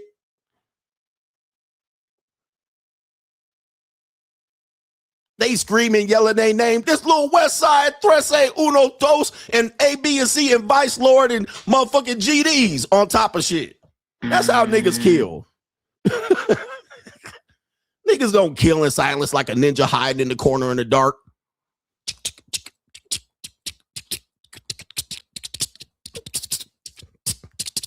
Ooh.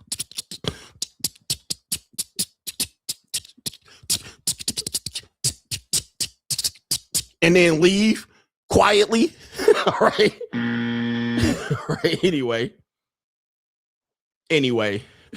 Somebody said only the mob moves inside. Only the mob. That's a mob killing to me, bro. All quiet and shit. Then the mob call that nigga, hey, man, hey, OJ, come through real quick. And then the nigga walk in and he like, oh, shit. Now he try to tiptoe out. All right. You know, somebody set the nigga up. All right. Anyway, in my opinion. All right. Look, let's stop the bullshit. The white people are going to be mad at me. I still think, like I said, I still think he was there, but I'm not convinced. We're going to do the main event. Let me do these super chats. We'll leave the rest of this shit on for the rest of the shit. I think there was a guy from a rap group. He was a Chicano guy. Can't remember his name. Mellow Man Ace. He was talking about with Tupac and Biggie killing. And he was like saying that it was the NWO did it or the CIA or the rap police. And he was like, black gangsters don't shoot like that. Gangsters don't shoot to the side door of your car. All right. And with a nice little pattern. And it's just, you know what I mean? It's like just a nice little pattern with 5 bullets like this where they shoot so your spleen get ruptured and shit and your liver start leaking. He was like, gangsters don't do that. Gangsters blast. They just be like, like everybody getting shot. Innocent bystanders, the windows busted out. Okay. Hitman drop up and be like, all right, you know what I mean? Like Tupac jumping in the back seat, and then they had two little holes in the back seat, bop, bop, made them jump in there and bop, bop, bop. That's how Hitman hit. Gangsters just jump out.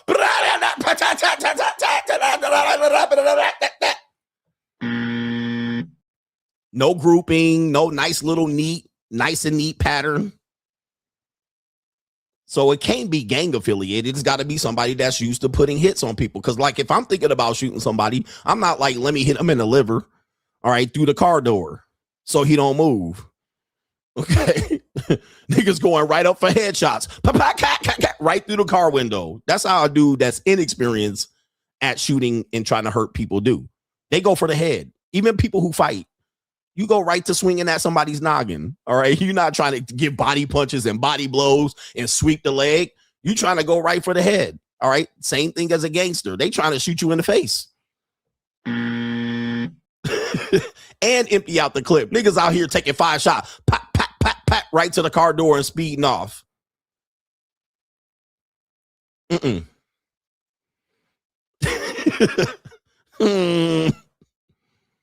And then they still got stum in the chamber. They still got one in the chamber. Like, just in case we got the speed off and hold off for other people. Most people just going to empty it out. Shit ricocheting. Then they got to unload they shit. Goddamn. All right. No, man. Some people know how to professionally kill. Some people kill through rage. And I can see a rage killing and I can see a professional hit. And then probably say, that's a hit. That's not a rage killing. Rage killing is very sloppy. Rage killing is sloppy. All right. Somebody that done got hit is very nice and neat. All right. So we can tip up out of there and not leave no evidence. All right. In my opinion, anyway. He said it hit nothing. All of that shooting and hit nothing. Niggas can still shoot back. Look, nobody shoots at somebody and then leaves them an opportunity to shoot back. Like a person that knows they're going to hit on someone, they don't leave them an opportunity to shoot back. They make sure that shit is clean. All right. You don't go up in there and try to delete somebody. Nigga ain't got to fight your way out the door. All right. Anyway, let's get in here. Do some super chats. This is just a wild theory. I don't know if I'm right. I could be wrong, and I'm pissing somebody off right now. You know that nigga did it. All right. He probably did, like I said. Anyway, Success is Certain says, can't watch live anymore due to returning to office, but paying my ties to the coach gang. I saw a video on TikTok recently where a guy said that this generation of women is the best generation of men. He says, because they're terrible and allowing men to focus on ourselves and be successful. Today's generation of women are the best generation of men. I think women are becoming everything they want in a man. They're becoming everything they want in a man. And what's happening is they thought men would actually look at what women have become and then want them more. Okay. Which is a mistake. But that's what? That is a sponsorship. Like they become the men they've always wanted. I'm rich, man. But women are attracted to that type of men. Men generally are not attracted to that type of women. Not there's some men that are, but there's not enough of them. So they're frustrated. Don't you want a woman that's ambitious and working 9 to 5 and paying her own bills? Yeah, nigga, that's what you think. But you are what women find attractive in men. That's not what men generally are looking for, but go for it. Shout out to Reform Lover Man says, I'm writing from the pass on 2X. He says, I'm sick of you. I'm sick that you are back on ignorant timing. He says, I can only listen to relationship doom and gloom and sniggling for so long. We live it daily. Ungrateful motherfuckers. He says, salute to the 10-time monetized champion. By the way, my ex blew up our relationship over a $30K job. I've been there, brothers. I've been there. A woman will choose the job. And I think most of the time it's not just the job. It is just there's somebody at the job. So we do have to consider that's a possibility. And normally you will live long enough to find out that there was somebody at the job that she was happy to go see. But also the idea that she might have made sacrifices for your career and she wants you to make sacrifices for her career now. And that's a difficult topic. But she, you know, what'll happen is she'll want you to make sacrifices that'll make you lose leverage in your career and while you're waiting for her to build her career. Now, I will tell you, man, just give it time. Watch 5 years go by. Bitch will still be at that 35K job. And you would have lost bigly if you would have stuck in that relationship and worked it out and let her go up and make money.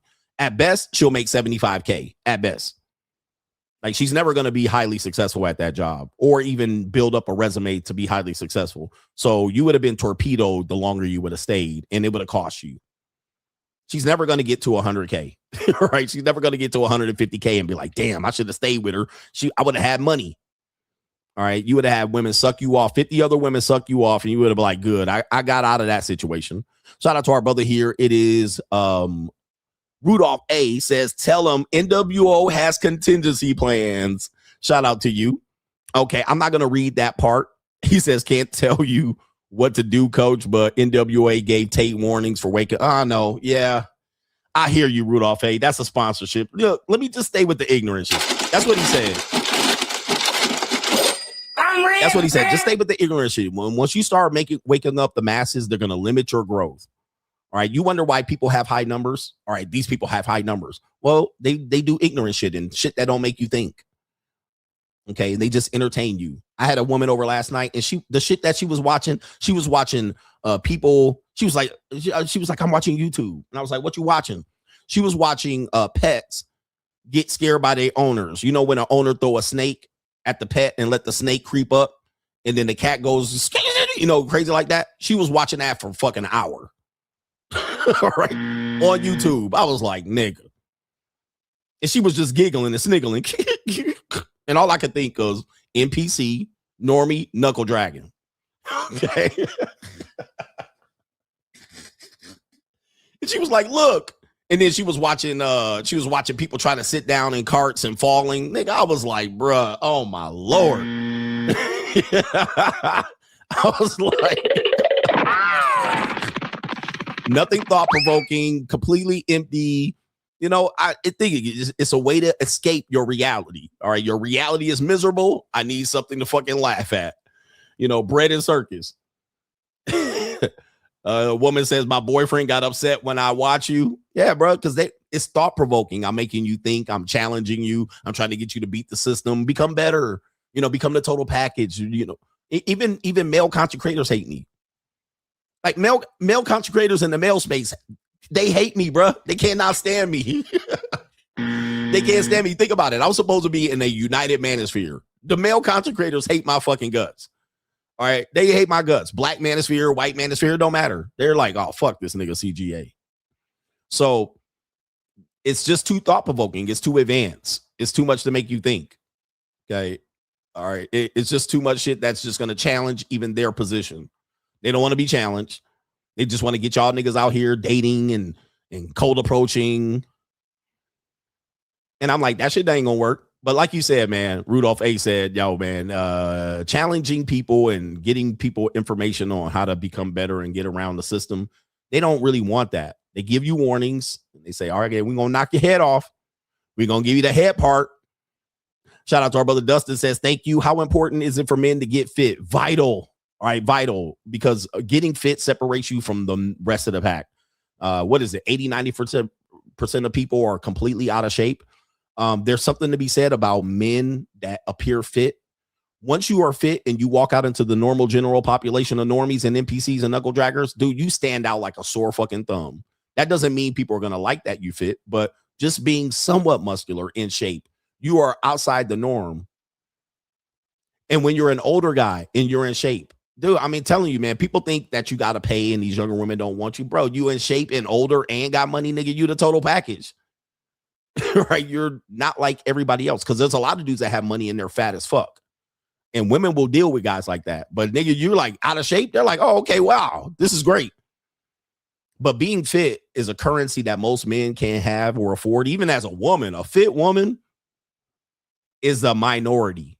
All right, a minority. You're in the minority. You set yourself apart.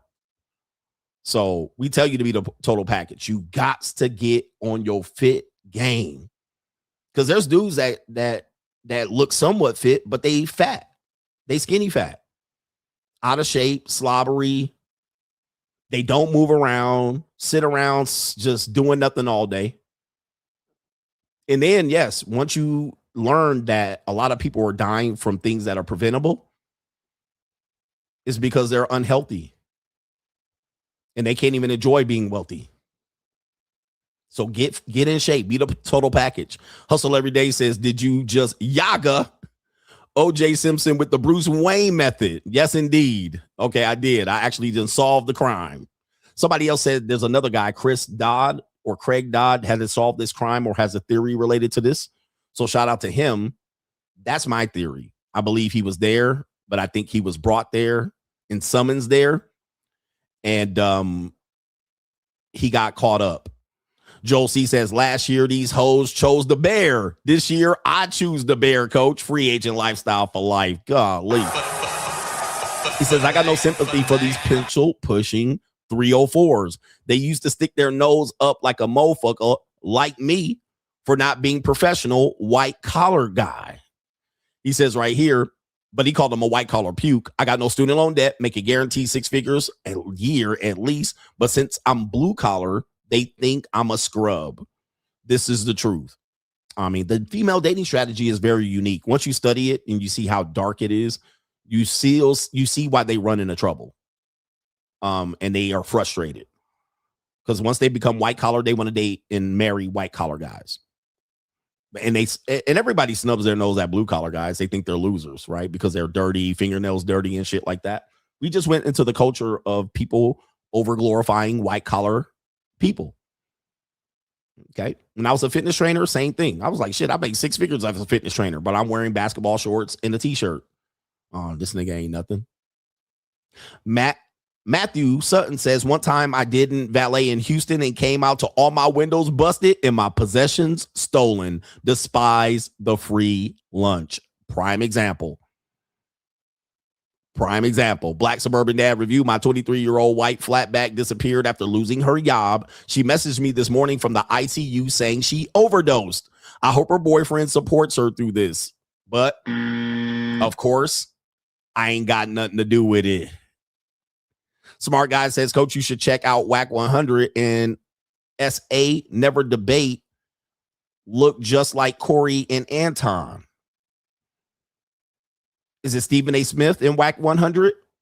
Never Debate. Yeah, see the debate between Corey and Anton. Clusterfuck. As SB 57, thank you for showing me the way. When I was younger, I never thought I would date a woman younger than me. Now, I can't even date a woman the same age as me. The leverage and option mindset is the truth. Young, fresh, and green is where it's at.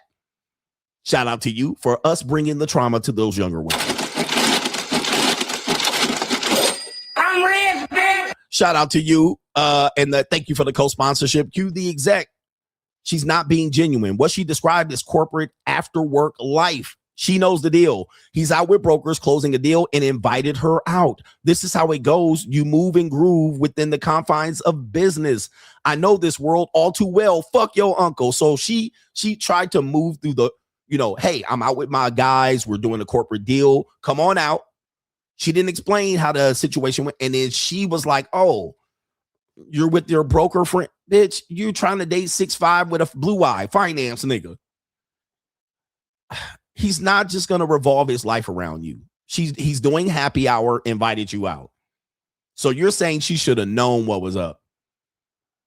And she tried to play it like he was out there just waiting with a fucking rose in his teeth. And 2 wine glasses, 1 half filled with Chardonnay. And he got salmons and crab cakes and shit waiting for her like this with a candle burning. And the candle already burnt down halfway. And he just going to wait until the fucking sun drops. Waiting for her and shit. It's like, I invited you out. I'll wait for you, bitch. I'll wait for you to take the subway and a bus across Manhattan, Midtown. I'll wait for you all the way around the town of Soho and shit and Tribeca. I'll wait for you to get off of work, bitch. I'll sit here till 7 o'clock till you fucking make it all musty and shit. Pussy all over your hair and then for you. Nah. I'll wait for you at the restaurant you want. I just wanted to try out this restaurant and then he switched it on me. Okay. He then told the person, I'm already seated. All right. There'll be a musty muskrat bitch that's going to wheeze through the door in her work clothes. All right. Point her to my table. And I'm going to just be sitting there scrolling my phone like, yeah, when is bitch going to show up? All right. I'm just waiting. I'm rich, wealthy, about to close a deal. I'm just waiting for this bitch with a fucking bottle of wine on the table and shit. Like, I don't got nothing else to do but this musty muskrat to show up to the dinner she wants. I'm 6'5" in the finance with the blue eyes and the trust fund. Here I am waiting for some regular work bitch to get off of work. Like, what? She ain't even shower, put deodorant under her bra must or nothing. Ain't shaved her panochas, ain't did shit. She got half of her leg shaven, half ain't shaven. Like, what? Are you crazy? Are you crazy? Bitch, I'm the man. You making me wait for you, bitch? Nah, I got shit to do. Nigga, the World Cup game starting. We headed to the sports bar for a brew. Catch up with me, bitch. You catch up with me. Waiting for you. I wait for nobody. All right, just waiting for her. She said she'd be here by 7 and she's running late. All right, she just texted me. She said she's on her way. Oh, she said she's running a little bit late. Oh, she said she ran into traffic. Oh, she said she might not make it in time to go fuck yourself.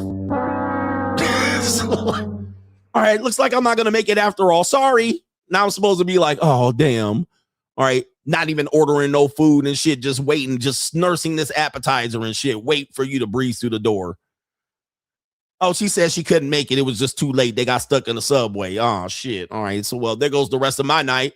I wish I would have went to my friend with the sports bar. Hey, can I still show up with you? The bitch flaked. Like, these people are disgraceful, brothers. This is some disgraceful shit. They think your life should revolve around her fucking time that she working from her job. Like, this is crazy work. But I really wanted to eat at that restaurant. Why didn't you change it? I don't give a fuck where you want to eat. Like, what makes you think that the restaurant, and oh, by the way, is this the only reason you came so you could try this new restaurant? Like, what is going on in this fucking lemon head, bruh? Like, what is going on in this noggin? He was like, no, just come have a beer. Look, what is going on, bro? And look at this woman, bruh. I mean, you lucky I invited your monkey ass out in broad daylight. You lucky I mean, this bitch look like she like Frankenstein. Look at this sloping forehead. Look at her ridge brow. Bruh. She look like I want to drink your blood. Like, stop, ma'am. And you looking like you coming in with this corporate blouse bullshit. Like, stop. It's all underarm sweat under it. Like, come on, ma'am. Ma'am, where are you going with this? Where are you going with this? Where are you going, ma'am? What are we doing? All right, nobody, ma'am, you make $75K in New York City, ma'am. Stop. You make $75K in New York City. That's $30,000 in Tupelo. You're a wage slave. You're a servant. You're a motherfucking glorified secretary. You're an Excel spreadsheet manager. Business casual and shit. You probably got the little motherfucking goofy ass shoes that I hate. Let me see these ballerina shoes. Ladies, if you wear these shoes around me, bruh, I've lost respect for you. Just so you know. And white women be wearing these shoes, bruh. If you got these shoes on, ladies, it's a wrap. All right. It's a wrap for you. Put some high heels on. Let me see. Where's my shit at? Hold on for a second. I done lost the stream. Ladies, if you pull up with these right here, bruh, it's a wrap. Do not wear these, bruh. Don't pull up with these shits. You pull up with these shits and you coming from your job, it's a rap ski. All right. I done lost mad respect. Don't pull up with this shit right here. These right here. Even the Louis Vuitton Darling Valentine. I don't care if they $1,000, man. Do not pull up with this shit right here, bro. The Steve Madden. Nah, bro. You pull up with these shits. We above with these Gucci. I don't give a fuck if they coochies. Do not pull up in this shit right here, bro. I know your feet hurting these, bro. That's a no-go. My dick gonna get unhard if you wear these shits right here, bro. My dick is not gonna get hard, man. I know your feet stank. You in there with the fucking half cut off socks and this shit. I know your feet hurt. This ain't for walking, bro. He said feet stank. I gotta get to this main event. Y'all gonna make me late, bro. Try to get this shit out. Man, nah, ladies, don't show up in them shits right there. It's over. All right, I done got my dick just went like this as soon as you showed up. Basic bitch wear. Basic bitch wear. You better bring some high heels in your fucking ass knockoff Gucci purse. All right, but nah. Hell nah. There ain't nothing sexy about them shoes. I don't care if they cost $1,500, if they got red bottoms or not. All right, nope. He said the social worker shoes. The social worker shoes, bruh. And then they want to kind of be ballerinas and shit in they mind. You know, they a ballerina in they mind. So they thinking, oh, I'm a ballerina. Oh, hell no. Not the social worker shoes. No. Fuck no. Yo, I got to get on with this show, bro. Shout out to Offset. Says I want to express my support this Friday. My girlfriend informed me that she's going to return to work on Monday. She's trying to extend her leave again. He says they know how to work the system. She's been on leave for 2 months. I remember this story. So your girlfriend informed me that she has to return to work. All right. Thank you, man. It sounds like it ended up working out for you and she had no choice. All right. Shout out to you, brother. Let me get to this main event, man. I got to get to the main event so fast. All right. Because I'm literally, man, I got to go. So we're going to get through this main event. It's an interesting main event, but it ain't the end all be all. We have ISSA RAE here, female dating strategy. You guys know I told you who ISSA RAE is. She's a Black woman who is a writer, producer of television shows that a lot of normies watch. And I'll go ahead and put her up on the screen. A lot of white people don't know who she is. I thought she was behind the show. Wasn't she on the show about the white guy boyfriend in the White House? Okay, this is ISSA RAE, beautiful woman here. She comes in different shades and like with Black women, when you date them and they have a dating profile on the internet, I'm like, bitch, like, what do you look like now? All right. So they'll have a dating profile with dookie braids. Then they'll have a dating profile with the fucking pro-Black, I'm natural fucking mohawk. Then the bitch will have a ponytail tied into her hair. Then she'll have her hair straightened out. Then she'll have a wig on. All right. And I'll be like, okay, so yeah, I'll match with you, but who am I showing up with? Like, what's your hairstyle now? They'll now have the motherfucking tight little shit in the back there. Like, okay, who are you now? Because if I see the braids and I'm attracted to the braids picture, but I show up and you look like this.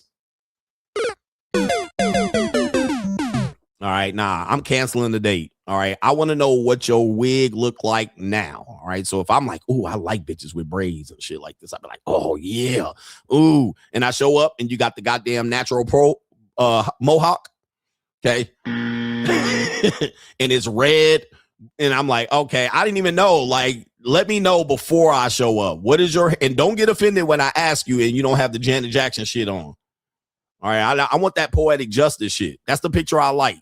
All right. I didn't like the faux hawk. All right. But anyway, I got to get here. All right. ISSA RAE says this about dating and marrying men. This is where you stand, married men who want to get married.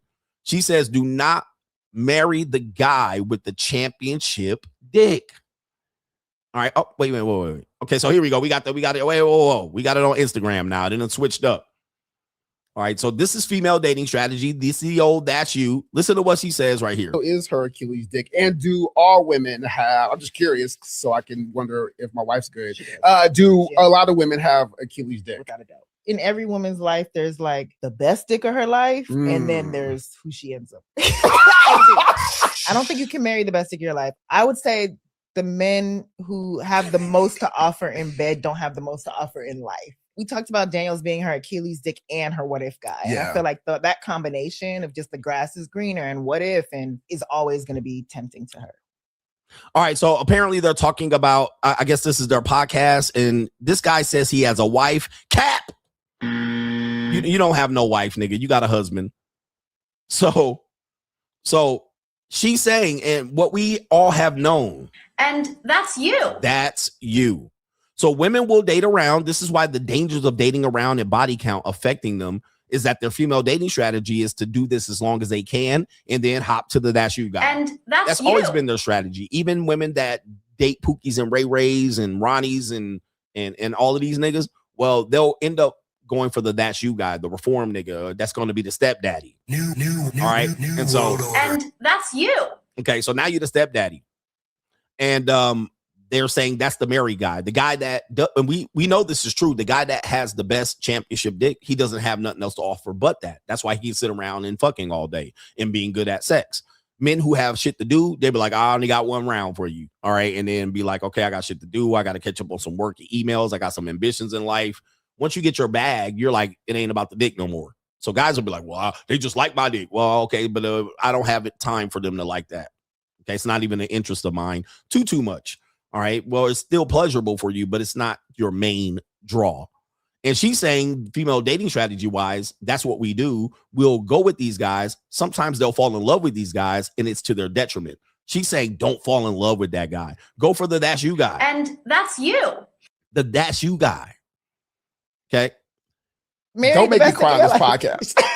Why do you think Daniel is her Achilles dick? And do all women have? I'm just curious, so I can wonder if my. By the way, listen to this. Okay. He says my wife's good. If I'm gonna wonder why my wife is good, sorry, sir, I'm not believing you. You got a wife. All right, but let's continue.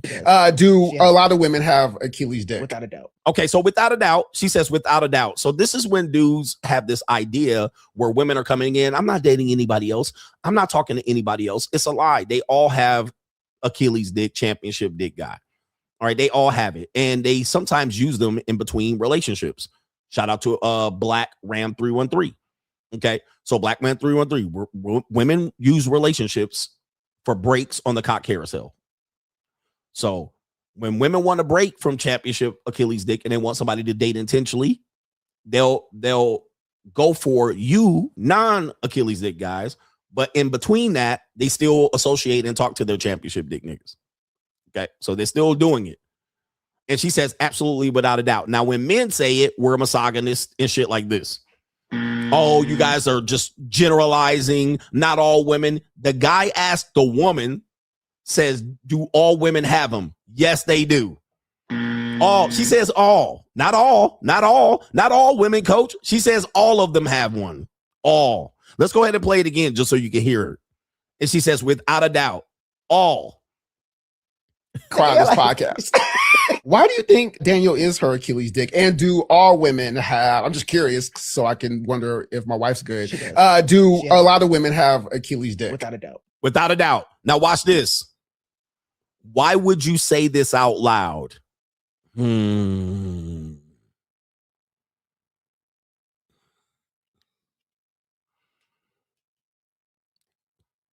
the purpose of me telling you this is where you have to use this as this is for sure until she proves otherwise. But don't think you finding one that don't got one. That is just not saying the quiet part out loud. This is why we are looking at it and saying, gentlemen, this is why you have to understand this and use this for your protection. She just said, why would you say this out loud with the crying emoji face, which is the crying, laughing face, which is to say, this is stuff we shouldn't tell. Why you telling on us? Don't make me cry on this podcast. Says right here. She says, I couldn't stop talking. Yep. I felt like this is an inside combo that should have never been disclosed in a mixed crowd. See, social media is one of those things that women are telling on themselves. It's they can't hide it anymore. As when we had the social media on lock, we could say this and they were like, you're just generalizing, you just hurt, you're just bitter. But now look, this is an inside conversation that should have never been disclosed. This one says, girl, I was thinking the same thing. My man can never hear this. Gentlemen, take from what this can, what you can. Take from this from what you can. telling the hard truth, but facts are facts. Girl, like, damn. These are all y'all sisters that you're supposed to be insecure about. These men are insecure thinking I sleep with everybody else. All right, well, let's see. We have Achilles dick, championship dick nigga. He's always there, ever present.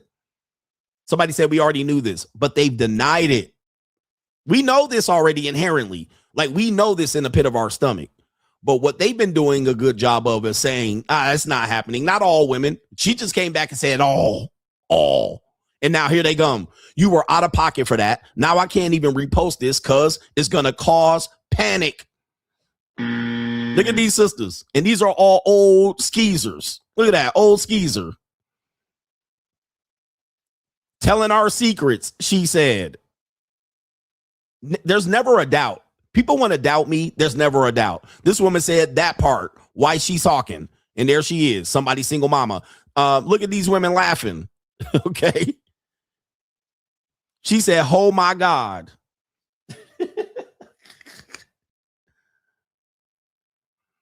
Come on, brothers. Look at all the women laughing. Even the fat old women that tell me not to date young women. Look.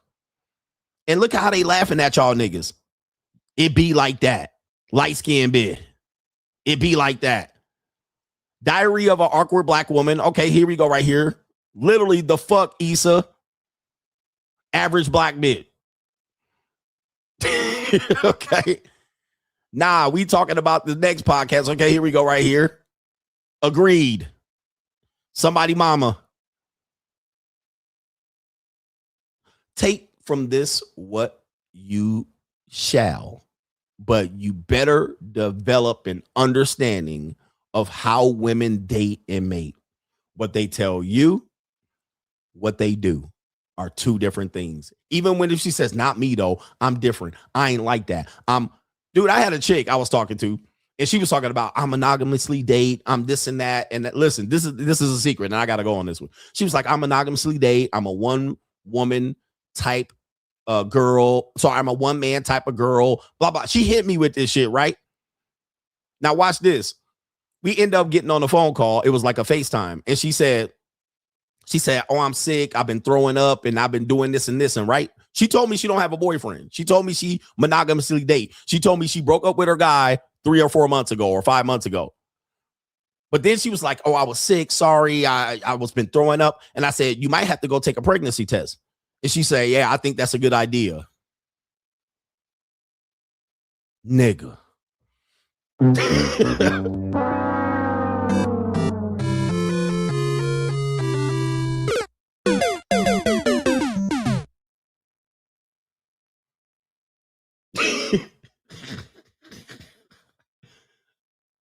I thought you was out here monogamously dating. I thought you was out. Oh, you getting the Mario coin? You getting cream pie? Oh, and this must be recent because you sick now. This is in the last 35 days. Oh, I was like, good God almighty. Gotcha, bitch. I was like, Jesus. I was like, so you fucking out here? You just acted like, oh, I don't do that. I don't hook up. I don't do this. He hit me with the whole, I don't do this. And I only date this. I only have sex with them relationships and all of that. Now you taking a pregnancy test. Gotcha, bitch. I'm like, so now guess what? I'm going to still fuck with you, but now you're a harlot.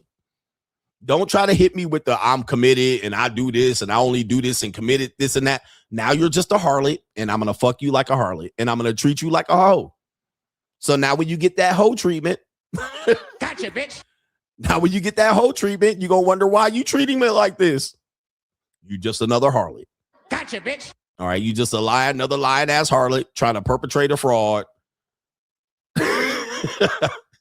Like, God damn, bruh. Anyway. But listen, I don't care if she's getting digged down, but don't come up in here telling me, acting like you the good girl, you an angel and shit, and I'll be like that, and I'll be committed.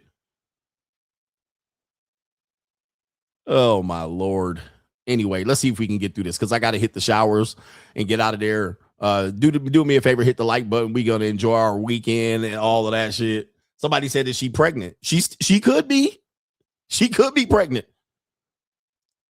Somebody said they don't get it. Well, when a woman is sick, some women develop morning sickness characteristics like throwing up. And if they say they don't know why they throw up, they felt fine, and all of a sudden they feel sick and they don't know why. And then you trace it back. Did you eat something? Did you eat motherfucking egg salad sandwich? Did you eat some fucking fried bologna? Did you catch that? If they get sick out of nowhere and she doesn't know why, sometimes it's because they have morning sickness or they are sick because they are pregnant. All right. And that's an indication. And so one of the things that I do or say, if a woman says that she is experiencing sickness, I will say, maybe you're pregnant. Okay. So that is a way for them to be like, no, it couldn't be. If a woman says, hell no, it couldn't be that I'm pregnant. Well, she's giving me indication that nobody cream pieing her. All right. Or who she fucked with wore a condom. So that's an indication right there. But if she's coming in going, yeah, I got morning sickness out of nowhere, I don't know what happened. And I say, well, maybe you should take a pregnancy test. And she says, yeah, that's a good idea. That means somebody recently cream pied her. All right. It could have been in the last 30 days, last ovulation period. Somebody cream pied her. Now, if she's also following that up like, oh, I ain't out here throwing my pussy around, then she coming in pregnant. Now, the next nigga that she let go raw in cream pie, now she going to be like, it's your baby. But I'm going to remember, bitch, you was over there talking about you might have been pregnant. You see what I mean? There's a lot. You got to think about, women are very advanced with their dating strategies and what they do and how they move. So if a woman feels like she might be pregnant by another guy, but she doesn't want him to be a father, well, she going to let you hit raw and cream pie too. And then all of a sudden she's like, well, you're the dad. You're the one with the money. You're the one with the nice cars. And that's Pookie and Ray Ray over there. Now you got to wait till the kid is born, or you could do a prenatal DNA test, which is some women don't want to do that. Now you got to wait for the kid is born and look at the kid and see if it got your eyes and shit like that. Sometimes they match the nigga who cream pied the last one. Okay. All right. This nigga cream pied me last. I got to match with this nigga or at least get close. Female dating strategy. All right. And shout out to our Raheem Bay says, salute to coach for all you do. I've had women take off the low cut shoes underneath the table outdoors in Manhattan for lunches. The feet are not bad at all. Shout out to you. Did they put on the joggers? You know, the women in Manhattan be dressed up and then they be wearing the joggers, the walkers. I don't like that look either. Philadelphia, New York, New Jersey bitches. They be walking around Manhattan, Midtown Manhattan with the jogging shoes on and shit. The walking shoes, the Skechers, and they be dressed up in the blouse with the skirt. I don't like that neither. I can't date in New York. All right. I don't like that look either. Bitch be in her Marshall sweat, Hillary Clinton pantsuit with walkers and joggers on. I don't like that. That's not a good look. That's not sexy. That's not sexy. Shout out to the Empire podcast says, thanks CGA. You never sucked a ballerina's toes before? Not to say I haven't. I'm just saying I don't like it. But shout out to the Empire podcast in New York. Sees a lot of ballerina shoes as bitches. All right. All right. And Joel C says, I chose the bear. He says, I said they choose the bear. I choose the bear. Shout out to you. F them and their student loan debt over glorified secretary as bitches. He says, they chose the bear. I choose the beer. Okay. And she don't want to have beer. She want to have wine and caviar on the first date. Tranisha. Oh, hold on for a second. Shout out to High Tolerance says, glad you mentioned Tupac because if you hadn't taken a deep dive, peep out his producer, Johnny J. Yeah, the Mexican producer. His death was highly suspect. He's one of the many dominoes that fell after he got killed. And one of the signs is, unfortunately, when somebody gets killed and everybody around them gets killed, no, they trying to keep that shit on the low. Rest in peace to Johnny J. He produced How Do You Want It? And he's a vato, Mexican Viva la Raza. Nobody knew that one of the biggest producers on Death Row was a Mexican brother, right? And Daz Dillinger. Shout out to you. And Doc Dre. And DJ Quick. All right. Shout out to Tony Ocasio. If you're watching TV in 2026, You're an idiot. In my opinion, TV is an industry plant box from the 50s to the 2026s. Thank God for YouTube. We can share our thoughts on here. On TV, you can't do that. Stop watching TV, brothers. TV is for blue pill people, and that's a fact. Okay? That's a fact, brothers, man. You out here watching TV and purely TV, you a bot. You definitely a bot. All right, because you can't circumvent TV. And he says right here, now I understand the Quakers and the Pilgrims were super strict about the Salem witch trials back in the 1600s. They were strict back then to prevent like what is going on today with Beyonce and Lady Gaga. They ran heavy witchcraft game on men today. This is true. And I think the Salem witchcraft tale is not truly been talked about. All right. What we think about Salem witch, Emmett Till, you have to realize the stuff that really went down in those situations, the public could not know about. So they'll blame it on some shit, witchcraft, and they were possessed by the devil and shit like this. And Emmett Till whistled at a white bitch. Nah, bro. It was much more detailed than that. They just can't tell the public. Emmett Till was fucking her and offered her to run a train on her and shit like that. And she sucked him off in back at a candy store. And the nigga, she got caught. Like, they can't tell you the real. They can't report that shit on the news or in regular TVs. They gotta be like, it was a witchcraft and she was possessed. Nah, them bitches was out here trying to fuck on somebody's husband and suck a dick. All right, they was out there throwing punani around and shit and recklessly having relationships. So they had to be like, this mulatto black woman taught this little white girl, redheaded white girl, witchcraft. Nah, bruh. There was some wild shit going on. Think about the stories we hear today, and they take out the shit. They censor it. Like Rosa Parks situation, completely censored it because Claudette Colvin was a teenage, dark-skinned black woman pregnant by potentially a white preacher. You can't put that shit on the world. You can't put that shit on the world stage in 1953. You can't tell people that. Because that's now a degrading society. What the hell? You will ruin the world telling them some shit like that. A 15-year-old dark-skinned black woman pregnant by a white preacher. So you gotta be like, oh, let's sweep that under the rug, and now let's organize some shit. Look at this old mulatto light-skinned granny out here. She just wanted to sit on the front of the bus. Then you find out her husband had a car the whole goddamn time. Like, so I'm thinking most of the stories in history were muted, censored specifically around women being whores. Here, fornicating and adultery. Shout out to the New World Order chopping this stream up. Okay. Tranisha.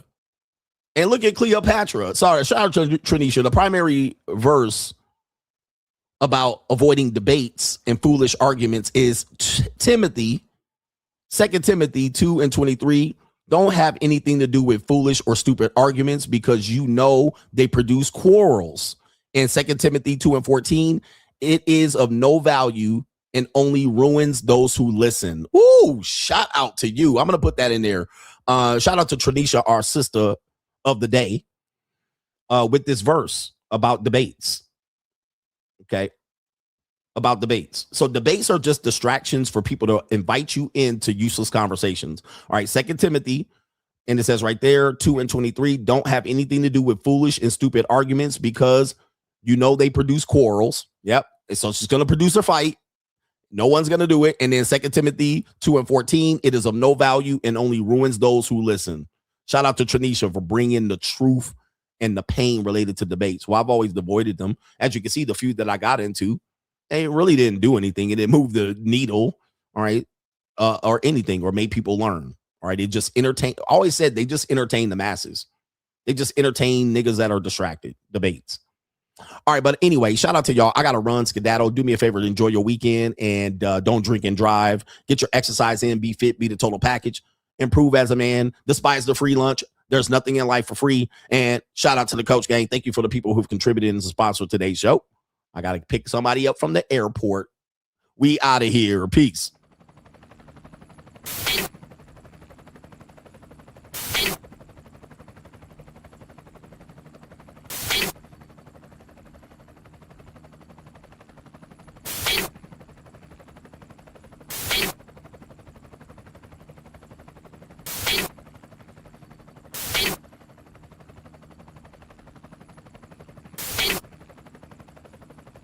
and you're in the Desert Storm bunker with Hollywood CGA. Yeah. Legends ain't born, they built from the grind. From benches to banners, we sharpen the mind. We sharpen the sword and promise and swore that we going hard and leaving it all on the floor. Ayy, yeah, we going hard and leaving it all on the floor. Ayy, yeah, we going hard and leaving it all on the floor. Legends ain't born, they built from the grind. From benches to banners, we sharpen the mind. We sharpen the sword and promise and swore that we going hard and leaving it all on the floor.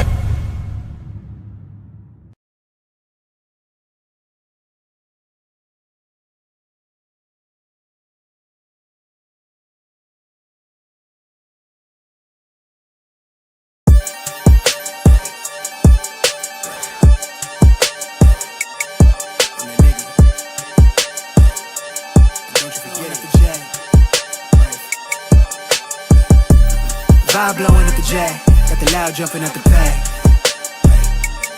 Everything I'm on slay. Everything I do is got the bands jumping at the bay. Vibe blowing at my J, got the loud jumping at the pay. Everything I'm on slay. Everything I do is got the bands jumping at the bay. Another milestone, look at that. Paper boy, got my paper route till I'm 6 down on my back. I'm an old soul like my dad. My old girl still a fan. Yo girl at the live show, so don't act like I ain't the man. I'm kicking my feet up, get frank like Aretha. I'm calm, but I'm teed up, just flip me a stack. The Rio just doubled up off of the muscle, I stuck to the task. They see me, I'm troubled, I'm bubbling up till it's stuck, and they want me to stay where I'm at. I'm good everywhere that I'm stepping, my presence is crucial. You know that this shit I don't trend. On a big wave, I'm controlling the tide. Snake eyes when you rolling the dice. So with the stakes inside, I can never take another nigga advice. They can't reach the sky, I'm aiming up high. I just wanna know what it's like. Y'all know what it's like, I come from outside of this. Out the quicksand, I'm the big man, doing big things. Cop a big change, up a state lines, doing stage dives on cam. Get my good side. It ain't no limit to my vision. Check the temp, I'm on fire with it. Got the bands jumping out the bag, Prosecco on ice. I'm nobody nice. Gonna run up a check, demand my respect. I'm doing the most, I never quit. They want me to quit. I'm good as it come, I'm good as it gets. Vibe blowing at the J, got the loud jumping at the pay. Everything I'm on slap. Everything I do is